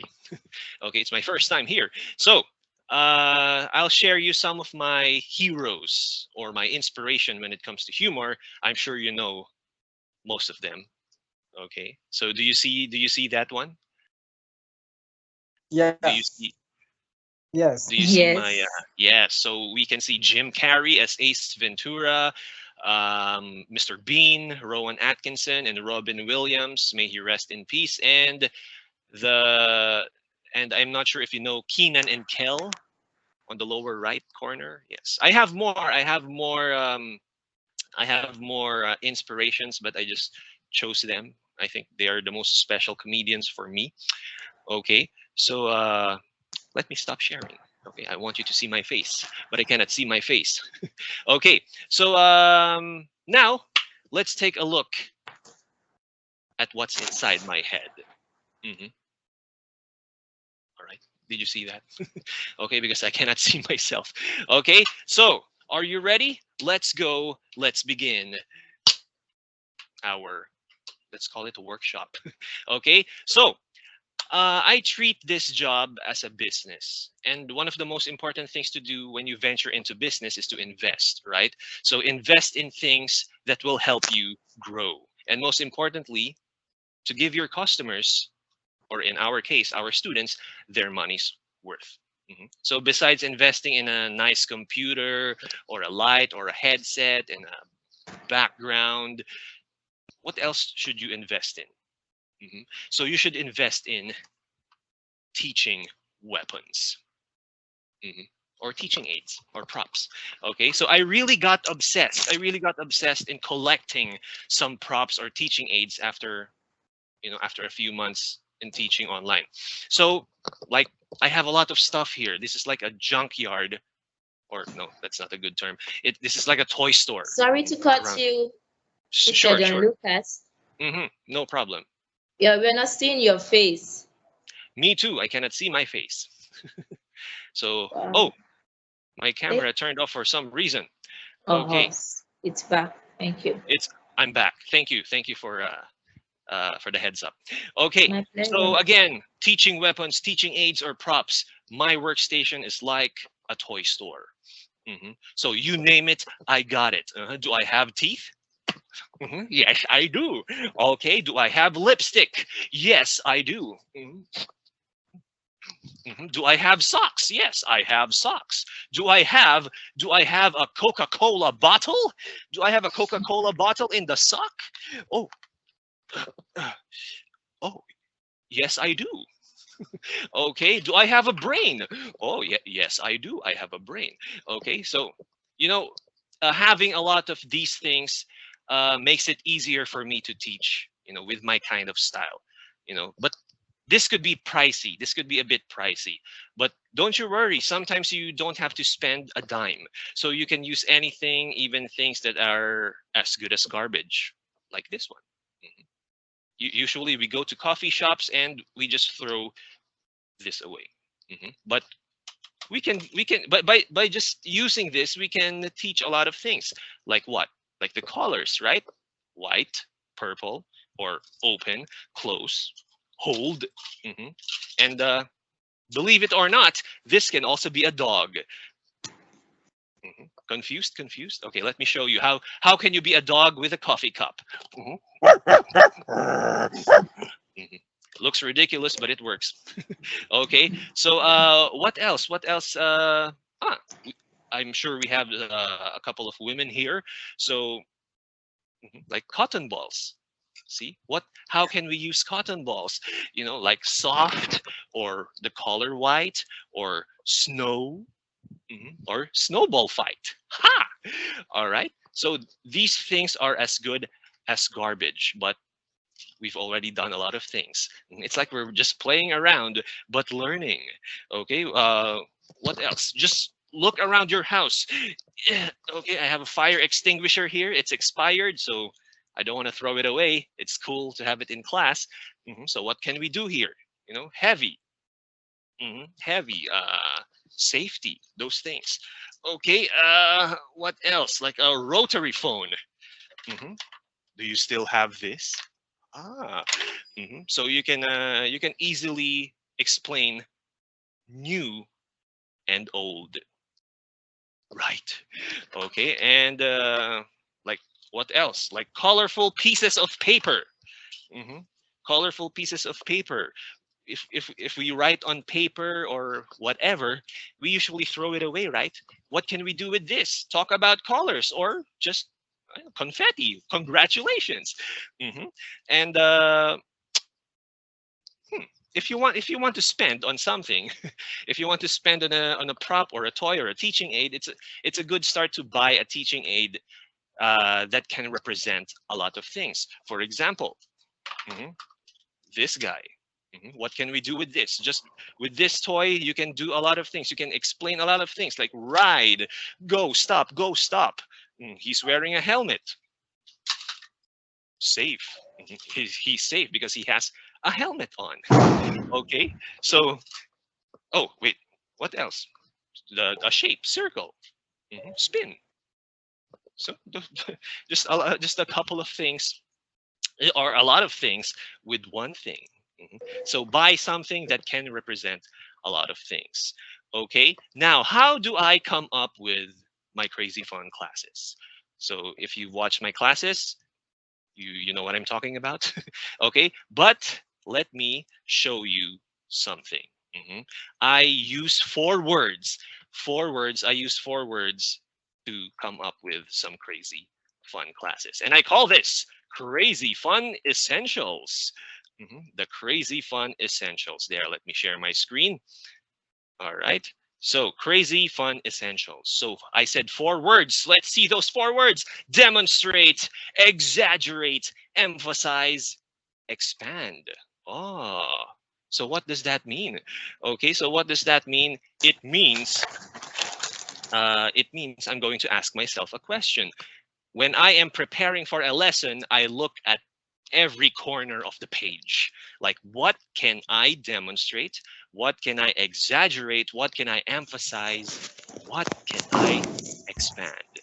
Okay, so let's jump. Let me show you some examples of a lesson. Okay, here we go. Let me share my screen again, so you know what I'm talking about. Here we go. Okay, so I'm going to teach these sentences. So the first sentence is the wind is strong. The keyword is wind. The keyword is wind, but I also want to teach the other word, strong. Okay, so let me demonstrate. Let me demonstrate for you. So the wind. I want to use points. The wind is strong. So how can you demonstrate strong? What can you expand here? What can you emphasize? What can you exaggerate? Okay, let me show you what I'm talking about when it comes to exaggeration. The wind is strong. Okay, the wind is strong. Now let's try to go back to the other, or to the lesson, so I can show you the other sentence again. Okay, so the next one is I like to play in the snow. The keyword there is snow. And I also like to teach play. For example, okay, let's go back. I'll show you my face again. Okay, so I like to play. I like to play in the snow. So again, snow. We have something that is as good as garbage here. We have cotton balls. I like to play in the snow. Snowball fight. That's playing already. Okay, but I want to emphasize play. That's I'm crazy fun. I'm that crazy fun teacher. I like to emphasize play.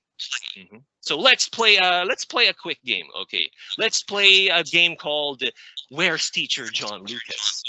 Okay, I'm going to hide. Okay, so where is Teacher John Lucas? Where is Teacher John Lucas? Ah, A or B? Okay, no one's answering. Okay, that's all right. Yes. So that's just another wig. Okay, so I'm playing with the kid. I'm playing with the kid without just plain explanation. We are doing it. We are both demonstrating play. I'm emphasizing play. So there you go. And fast forward, we have reached the end of the lesson, and I like to end with a bang. I like to end with a bang. But first things first, learning a foreign language is never easy. I'm sure everybody knows that. So let's never forget to praise our students for a job well done, and maybe a surprise in the end. A surprise in the end, something like this. So congratulations! Let me give you your 5th Magic Star. Congratulations! Yeah!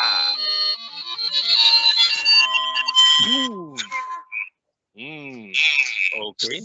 So usually the kids, when they see that, they're like, oh. And then they'll never forget you. They will keep coming back to you, and you have a regular student, and your network of students will continue to grow. And that's all for tonight, Teacher John Lucas. We'll see you next time. But okay, if there are questions, okay. So thank you very much. Thank you very much. That would be all. A sneak peek in my brain.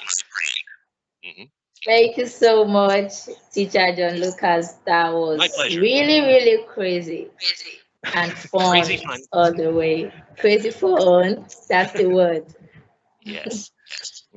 So if there are questions, everyone, we've heard that. We've seen humor from Teacher John Lucas. So do you have any question? Any questions about online English teaching? And I think we can also use the same method for other subjects. It's just being creative in the classroom. Okay,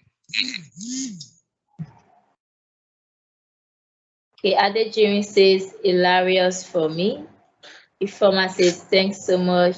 You're very funny. Much appreciated. Thank you very much. Because one of my what do you call this? Teaching philosophy is the subject that you teach is as important as the entertainment that you bring in the classroom. Because it's easier to learn. You know, when you're trying to also entertain the students, no matter what age. Thank you very much. Thank you, and Prince Will, Camel, thank you. Oh, there's a question. I want to ask from Anne Prince Will. I want to ask, which online platform can one teach? Oh, by the way, I'm teaching in an app, an online classroom app called ClassIn. They have free. What do you call this? There's a paid, fully paid. What do you call that? If you pay for it, you will get the full features of the classroom app. But you can still teach in it, but with a lot of limitations. Thank you. It's my pleasure, Mr. Jamie Anton. How can you use these 4 words in teaching mathematics? That's the least of my favorite classes. Okay. Well, I've been teaching English for a long time. How do you teach that in mathematics? maybe showing some examples, like what if teacher John Lucas buys 15,000 apples and his brother buys 10 cars, how many apples are inside the car, something like that.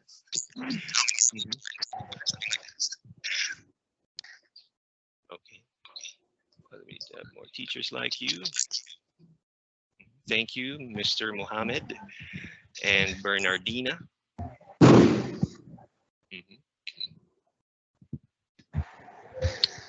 Okay.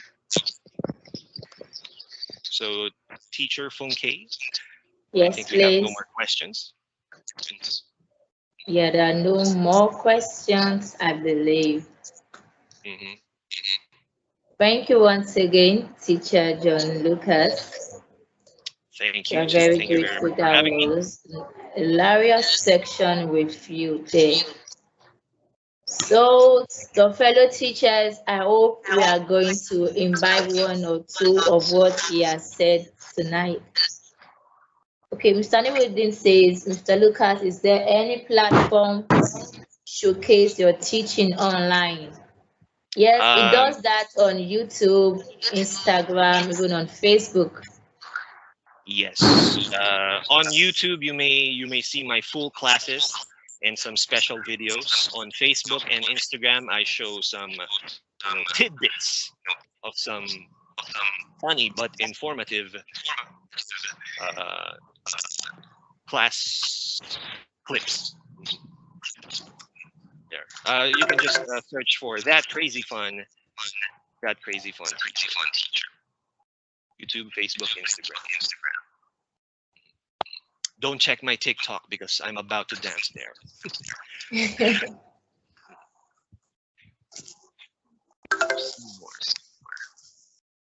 All right. Please share the links. All right.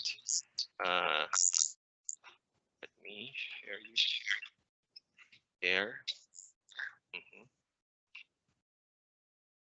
Facebook.com, that crazy fun teacher. Facebook.com, that crazy fun. I would like to know, do you use Facebook more or Instagram? But anyway, you can check me there. There. Thank you for the questions. Instagram. So Instagram, it's going to be that crazy fun teacher.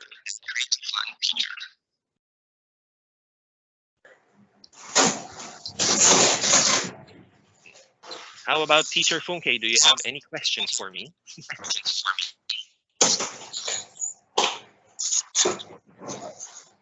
Really, I do not have any question because I've been following for a while on Instagram. Thank you very much. And I also have some props I use in the classroom. I have my toys. You may share those to me if you have a video. Yeah, I have videos on my YouTube channel. Oh, I'm going to show. Let me subscribe. Yeah, just Teacher Funke, it's there.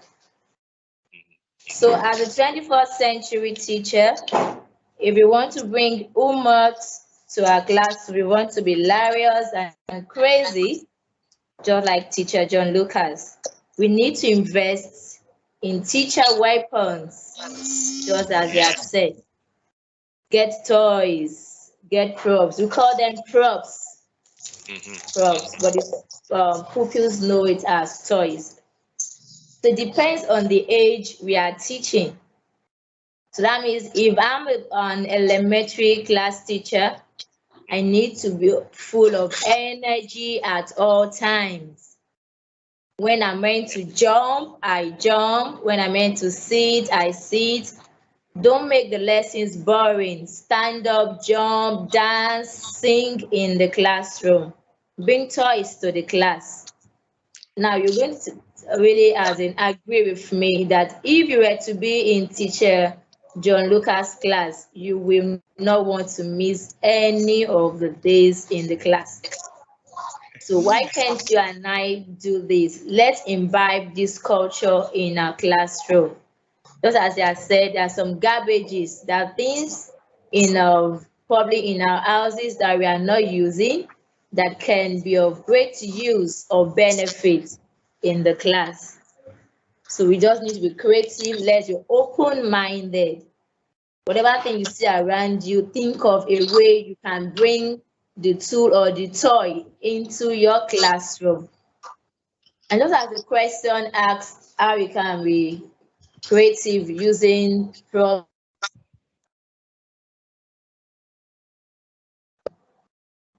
Use props in mathematics class. That's very possible. Let's talk about a topic, let's say fraction. You bring, for instance, an apple into the classroom. You divide it amongst the children. It could be a snacks or something. And when we're in the class, let's be flexible. Let's be flexible. Let's allow the children own the teaching. Our major goal is that they are having fun and learning at the same time.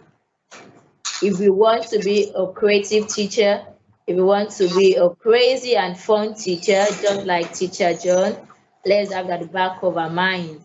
I need to be funny and at the same time make my pupils or students learn at the same time. So I don't think these toys are very expensive in the community. I have a lot of them here. Even storybooks like this one. So we have lots of them in the market. They are not so expensive. All we need to do is just to be open-minded. There are several things around us that we can use as props in our classroom. Yes. So that'll be all on section with Teacher John Lucas. So anyway, if you still have questions, you can send me a message online, Instagram, Facebook. All right, thank you so much, sir. Thank you also for having me again, and I think that would be all for tonight. Okay, I'll see you all next time. Thank you, Teacher John Lucas. Thank you very much. Have a great day. Bye. All right. Okay, to wrap it up tonight,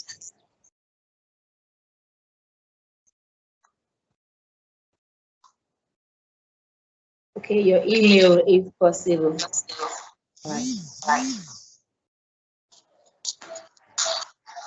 Okay, yes, sent you. Okay, let's go on to the last section tonight. Before the last section, can we just move around just for a minute or two?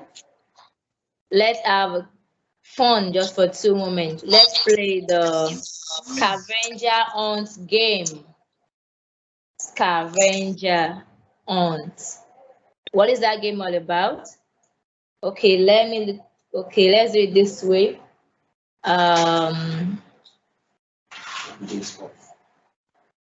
Okay, it's very simple. I'll need you all to look around you and pick an item that you think can be useful in your classroom to teach any topic. Are we good to go? Yeah. Okay, so let's do that. Go around, look for an item, a toy or a prop that you think will be of help in the class. So once you've gotten, you're going to tell us what subject and topic that prop will be relevant for in the class.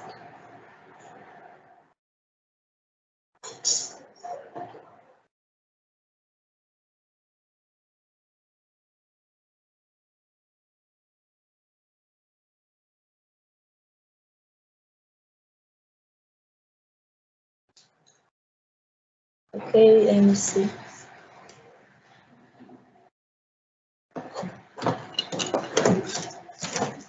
All right, I have here. I hope we can all say this. So is anybody back? Quickly show us what you have in your hand, and then tell us what subject and topic you think you can use that item for in the class. If you don't mind, you can put on your video and then share with us. Can you put on your video? Okay, Fabi, let me start. With me, I have is a toy. Here I have a monkey. I have a ball. And I could call this like a stage or something. So I can use this in an English language class to teach preposition. Okay, you can ask the pupils to form a sentence with this to describe what I have. So the monkey is on the ball. So that's the preposition on. Okay, let's quickly have other teachers.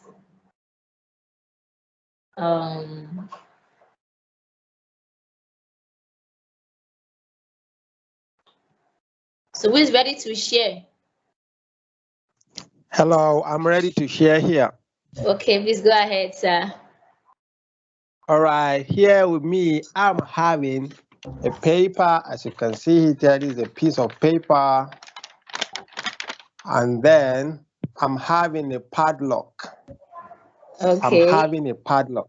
So I can use this in my basic science class, and the topic will be floating object and non-floating object. So Wow. I will put a water in a bowl. So I will ask the learner to put the piece of paper inside the bowl and observe what it is. The observation is the paper will not sink. It will be floating. So I will tell them that is non-floating object. Then I'll ask them to use the padlock to also put it in the bowl. And the observation is it will sink down, and that is what non-floating object. Why the paper is a floating object. So it is my teaching here I got for you this evening. I hope it's cool. Thank you so much, sir, for sharing. Thank you for sharing. You're welcome. The truth about this is that when we are crazy and also fun at the same time, just like Mr. Sheridan has just done, we are able to meet the different kind of learners in our classroom. So like we have those that are kind of aesthetic, those that want to touch. So in Mr. Sheridan class, his pupils were able to touch the padlock and then the paper. So doing that, every kind of learner is being attended to. So I hope we are going to be more creative in our classroom. Okay, I also have here. Okay, we'll join it. Okay.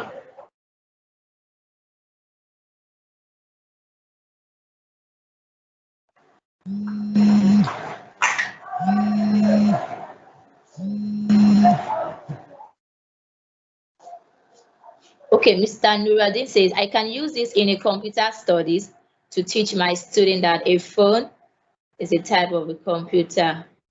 Good. I think it's not just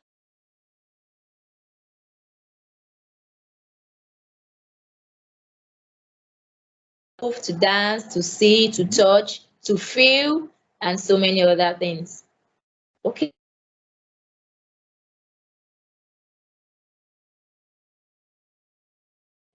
By sharing my screen quickly.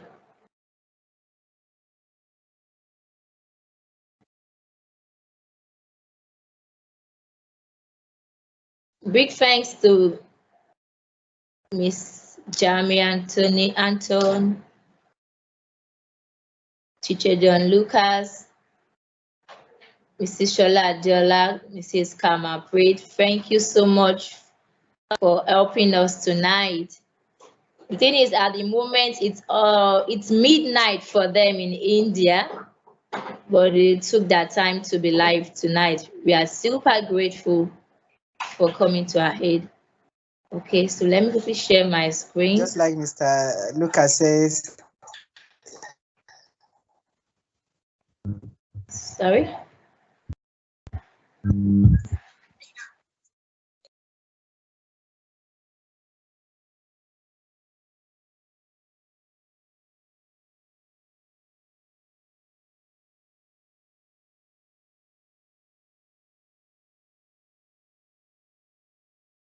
All right, so here's the closing. Here's the closing remark. Just want to share some tips as practical steps to making 2022 a unique year. The first is that teachers, educators, we need to be intentional about our growth. We need to constantly develop ourselves. It's holiday period. We need to have a time, sit back and relax. Just as we've heard from different speakers today, what are those things you did in 2021 that you think you can improve on? So what are the several teaching methodologies in the world today that were not in place like a year ago? So we need to sit back, examine ourselves, examine where we are at the moment as a 21st century teacher, and be intentional about moving from that stage to another stage. The other thing I wanted to mention is that we need to be open-minded to change, learn and grow on the go. Now, teachers in this age should not be teachers that cannot or that are rigid and not flexible. So at this age, we shouldn't even be afraid of change. It's only someone who is dead that doesn't change. Once you are alive, you're prone to change. Be ready to accept changes. Be ready to grow. Have this growth mindset. You can learn from anybody. You can learn from even social media. That is why, to me, on my social media, I'm very careful of whoever I follow. On my Instagram page, I follow 80% of those I follow, they are teachers. Teachers that I know that are better than me. I'm looking up to them. So those are the people I follow because I want to grow. So in the new year, if it will take you to unfollow some people, please do so that you can grow. Now, the next tip is that you should be ready to connect, collaborate, and support other teachers. Now, the bitter truth is that all of the speakers here tonight have not met any of them face to face. Even so, Gabriel, as in Nigeria, I'm yet to meet her face to face. So I met everyone online just because I was intentional. I'm mindful of whoever I follow on social media, because whatever you see, whatever you hear, okay, forms part of who you are, forms part of your mindset, forms your motive, your perspective, even about your profession. Then the next one says, seek global problems to solve in the classroom.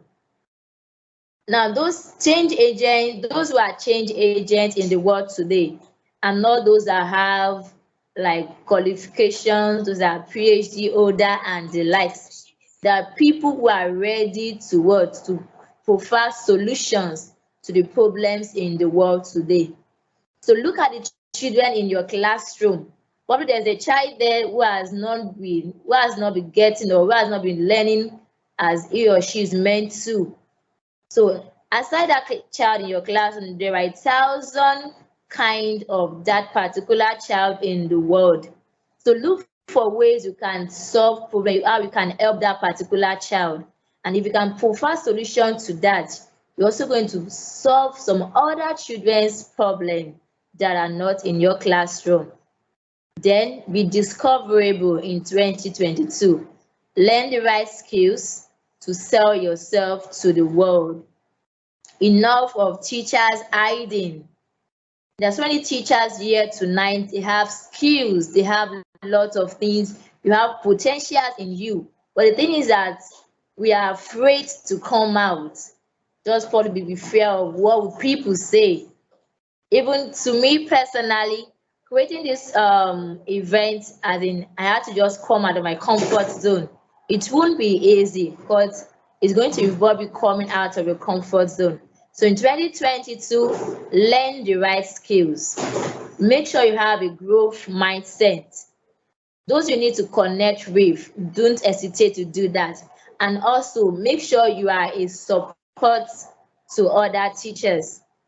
Because no matter how high we climb on this earth, there are people higher than us, and there are people we are higher than. So connect with those that are higher than you and be a support system to others that are behind you. Then the last one is that we should learn digital skills. Teachers of this day think that technology is a difficult thing to do. No, it's not. You just need to learn it stage by stage, step by step. If it will take you to learn one skill per month or per week or quarterly, let's do it. So the new year, I would like that we examine where we are at the moment. Don't wait 2022, we can do that now. Examine where you are at the moment and then set goals. Where do I want to see myself December 2022? The skills I have at the moment, how can I improve on these skills? How can I be a better teacher to the students? How can I be a better teacher even globally? It's possible to be a global teacher and it's very, very easy. I mean, social media is a bonus. So knowing how to use social media is a very, very important thing.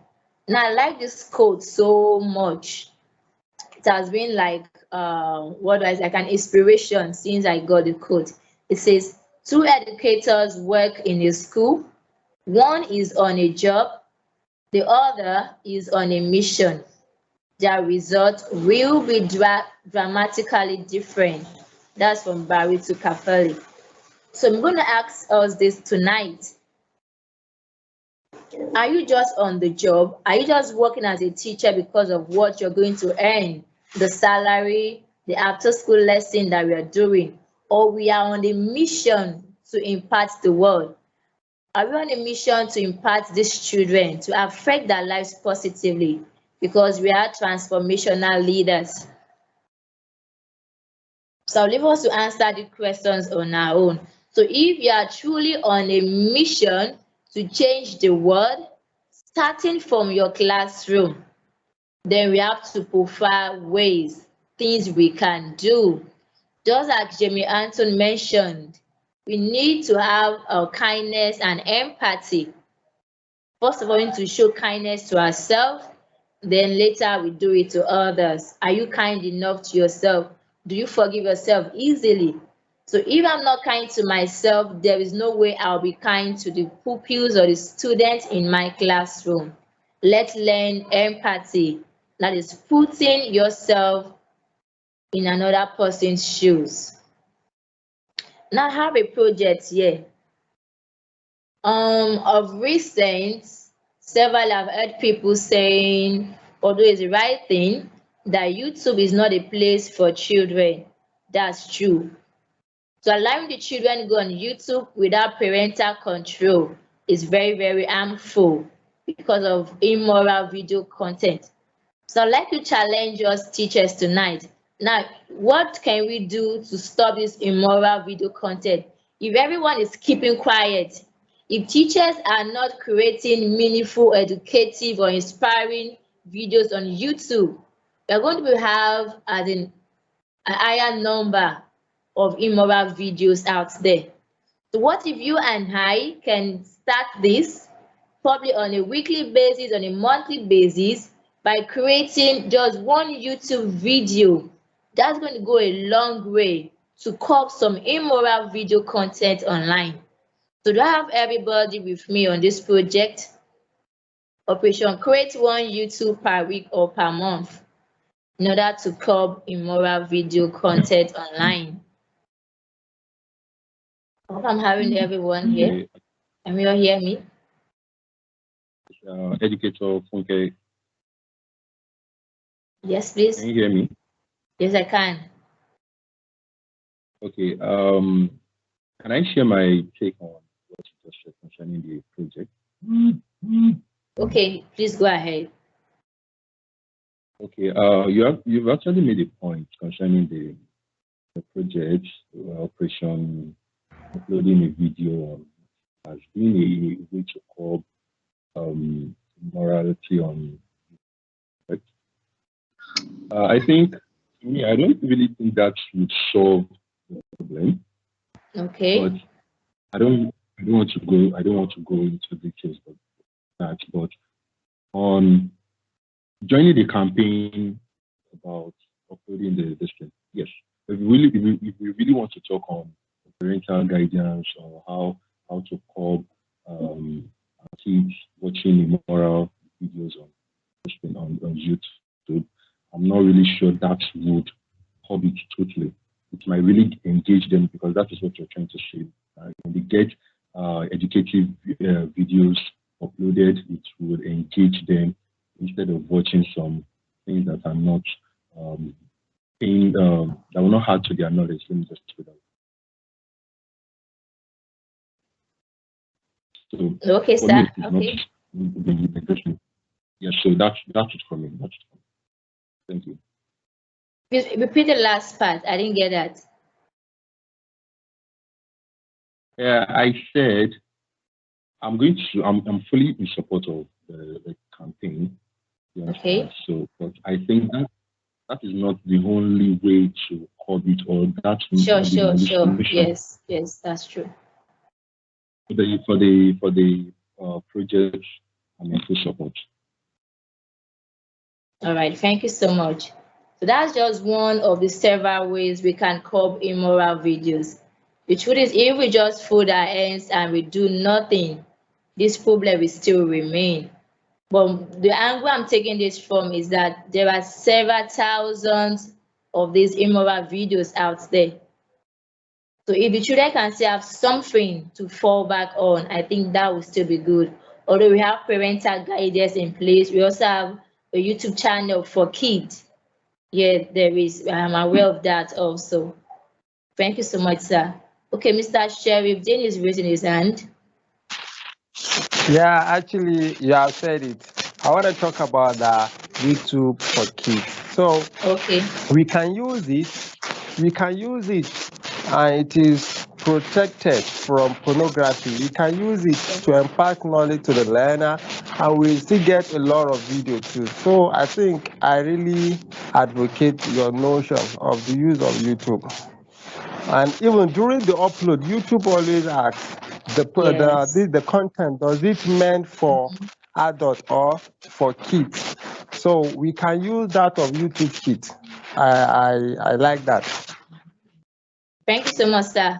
And I don't know, are you You're aware welcome. that there are some cartoons or comics now meant for children, but Definitely, the yes. content in Yeah, it's as in yeah, pollutes the children. yeah. So They that's can just an pollute it to the angle where I'm actually. coming from. Yeah. They Yeah, can create definitely. But edifying even videos. YouTube Kids during the registration, they will seek the parent consent first, and secondly, they will get to know the age of the this thing that you wanted to create account for, and then before they agree to release the content you are about to upload, they always verify it. So is it pornographic or not? If it is pornographic, in YouTube Kids, they will not release it. They will ban it. But if it is free of pornography, they will release it because they know that kids use YouTube Kids. Because I've been using it and I've been seeing all the videos. I have not seen something pornographic in YouTube Kids. All right, so thank you, sir. I actually have a YouTube channel, and there's some time when I'm on YouTube getting even there are some channels that are meant for kids, but what I see there is something else. All right, thank you so much. I think we need to Yes, draw the curtain here. I'm seeing Mr. Seriously. Nuruddin. Let's just Oh, take one more person and then we call it a day. Thank you so much, okay, all right. everybody. Thank you so much. You are Okay, welcome. Mr. Nuruddin. Hello. Hello, In sir. the case of used to put a parental control inside. Mostly you can find it inside Android phone and iOS devices. So if you choose to put that parental control, every as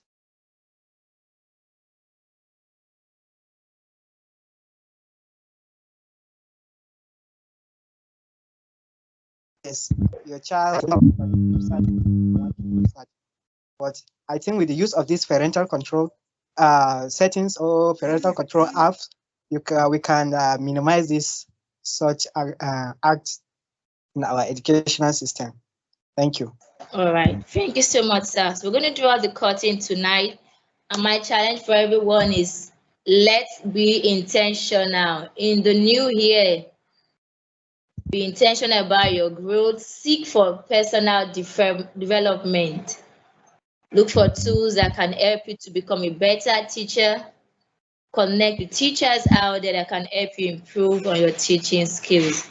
So we've come to the end of the first edition of Teachers Live Hangout 2021. Thank you everybody for joining. On behalf of the speakers, I say a very big thank you to everyone. So the new year, watch out for other things on the WhatsApp group and your email. Okay, okay. Okay, can we have a picture like a selfie? So if you would not mind, can you put on your camera?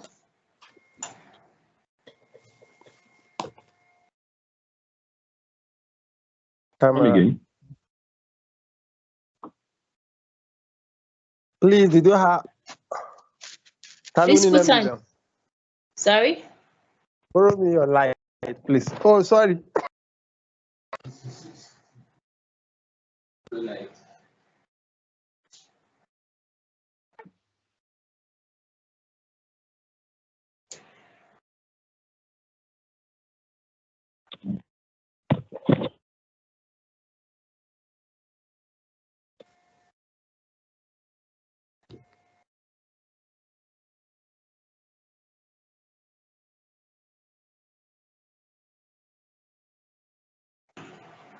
Hold on, please.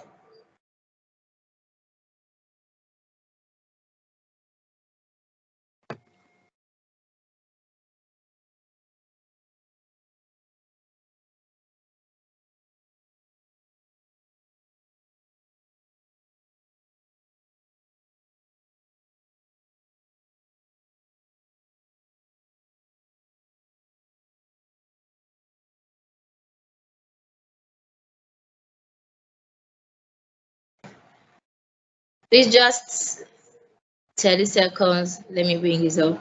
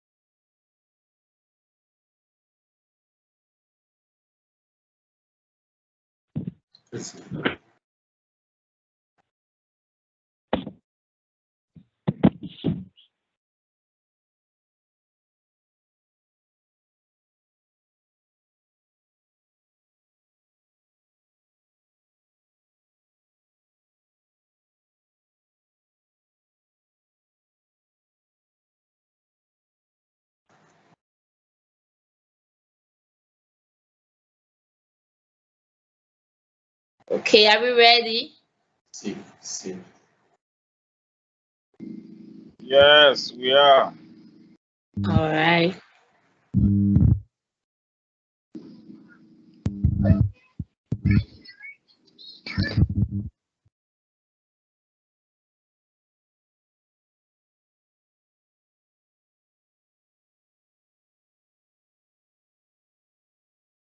Okay, 1, 2, go.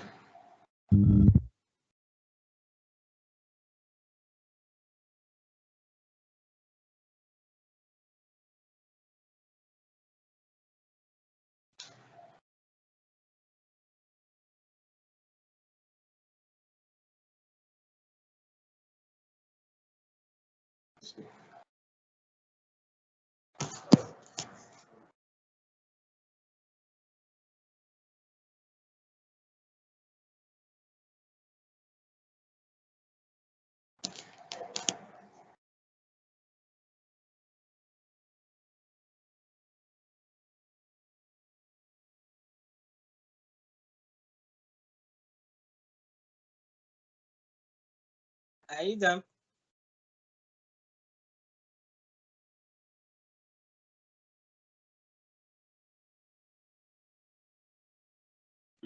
Sorry, trying to save it. I want to be sure it's saved.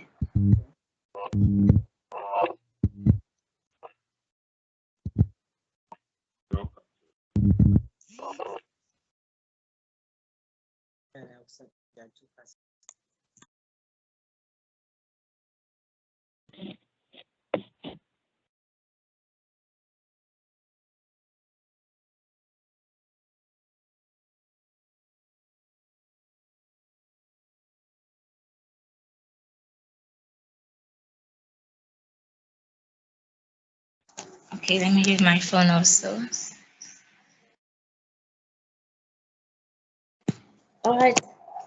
Big thanks to everybody once today again for taking out your time, your resources, your data to be online tonight.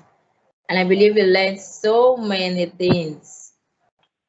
So I'm looking forward to seeing us in the year 2022 being a change agent that we are. Okay, so we're going to draw the curtain here tonight. Thank you so much, everybody. You have a pleasant night rest and enjoy You your are welcome. holidays. Bye. Thank you, sir. You're, Thank you. you're See you welcome. tomorrow. Yeah, you are welcome. Good night. Hello. Night, Bye bye. everyone. Bye. Thank you. Bye.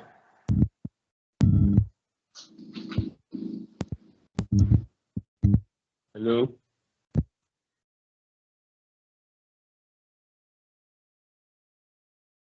Mm-hmm.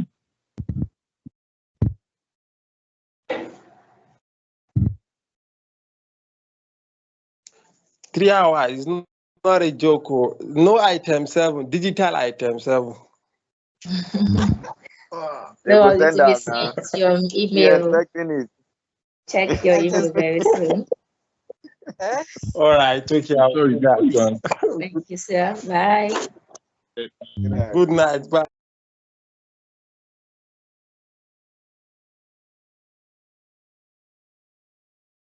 See you in the next edition.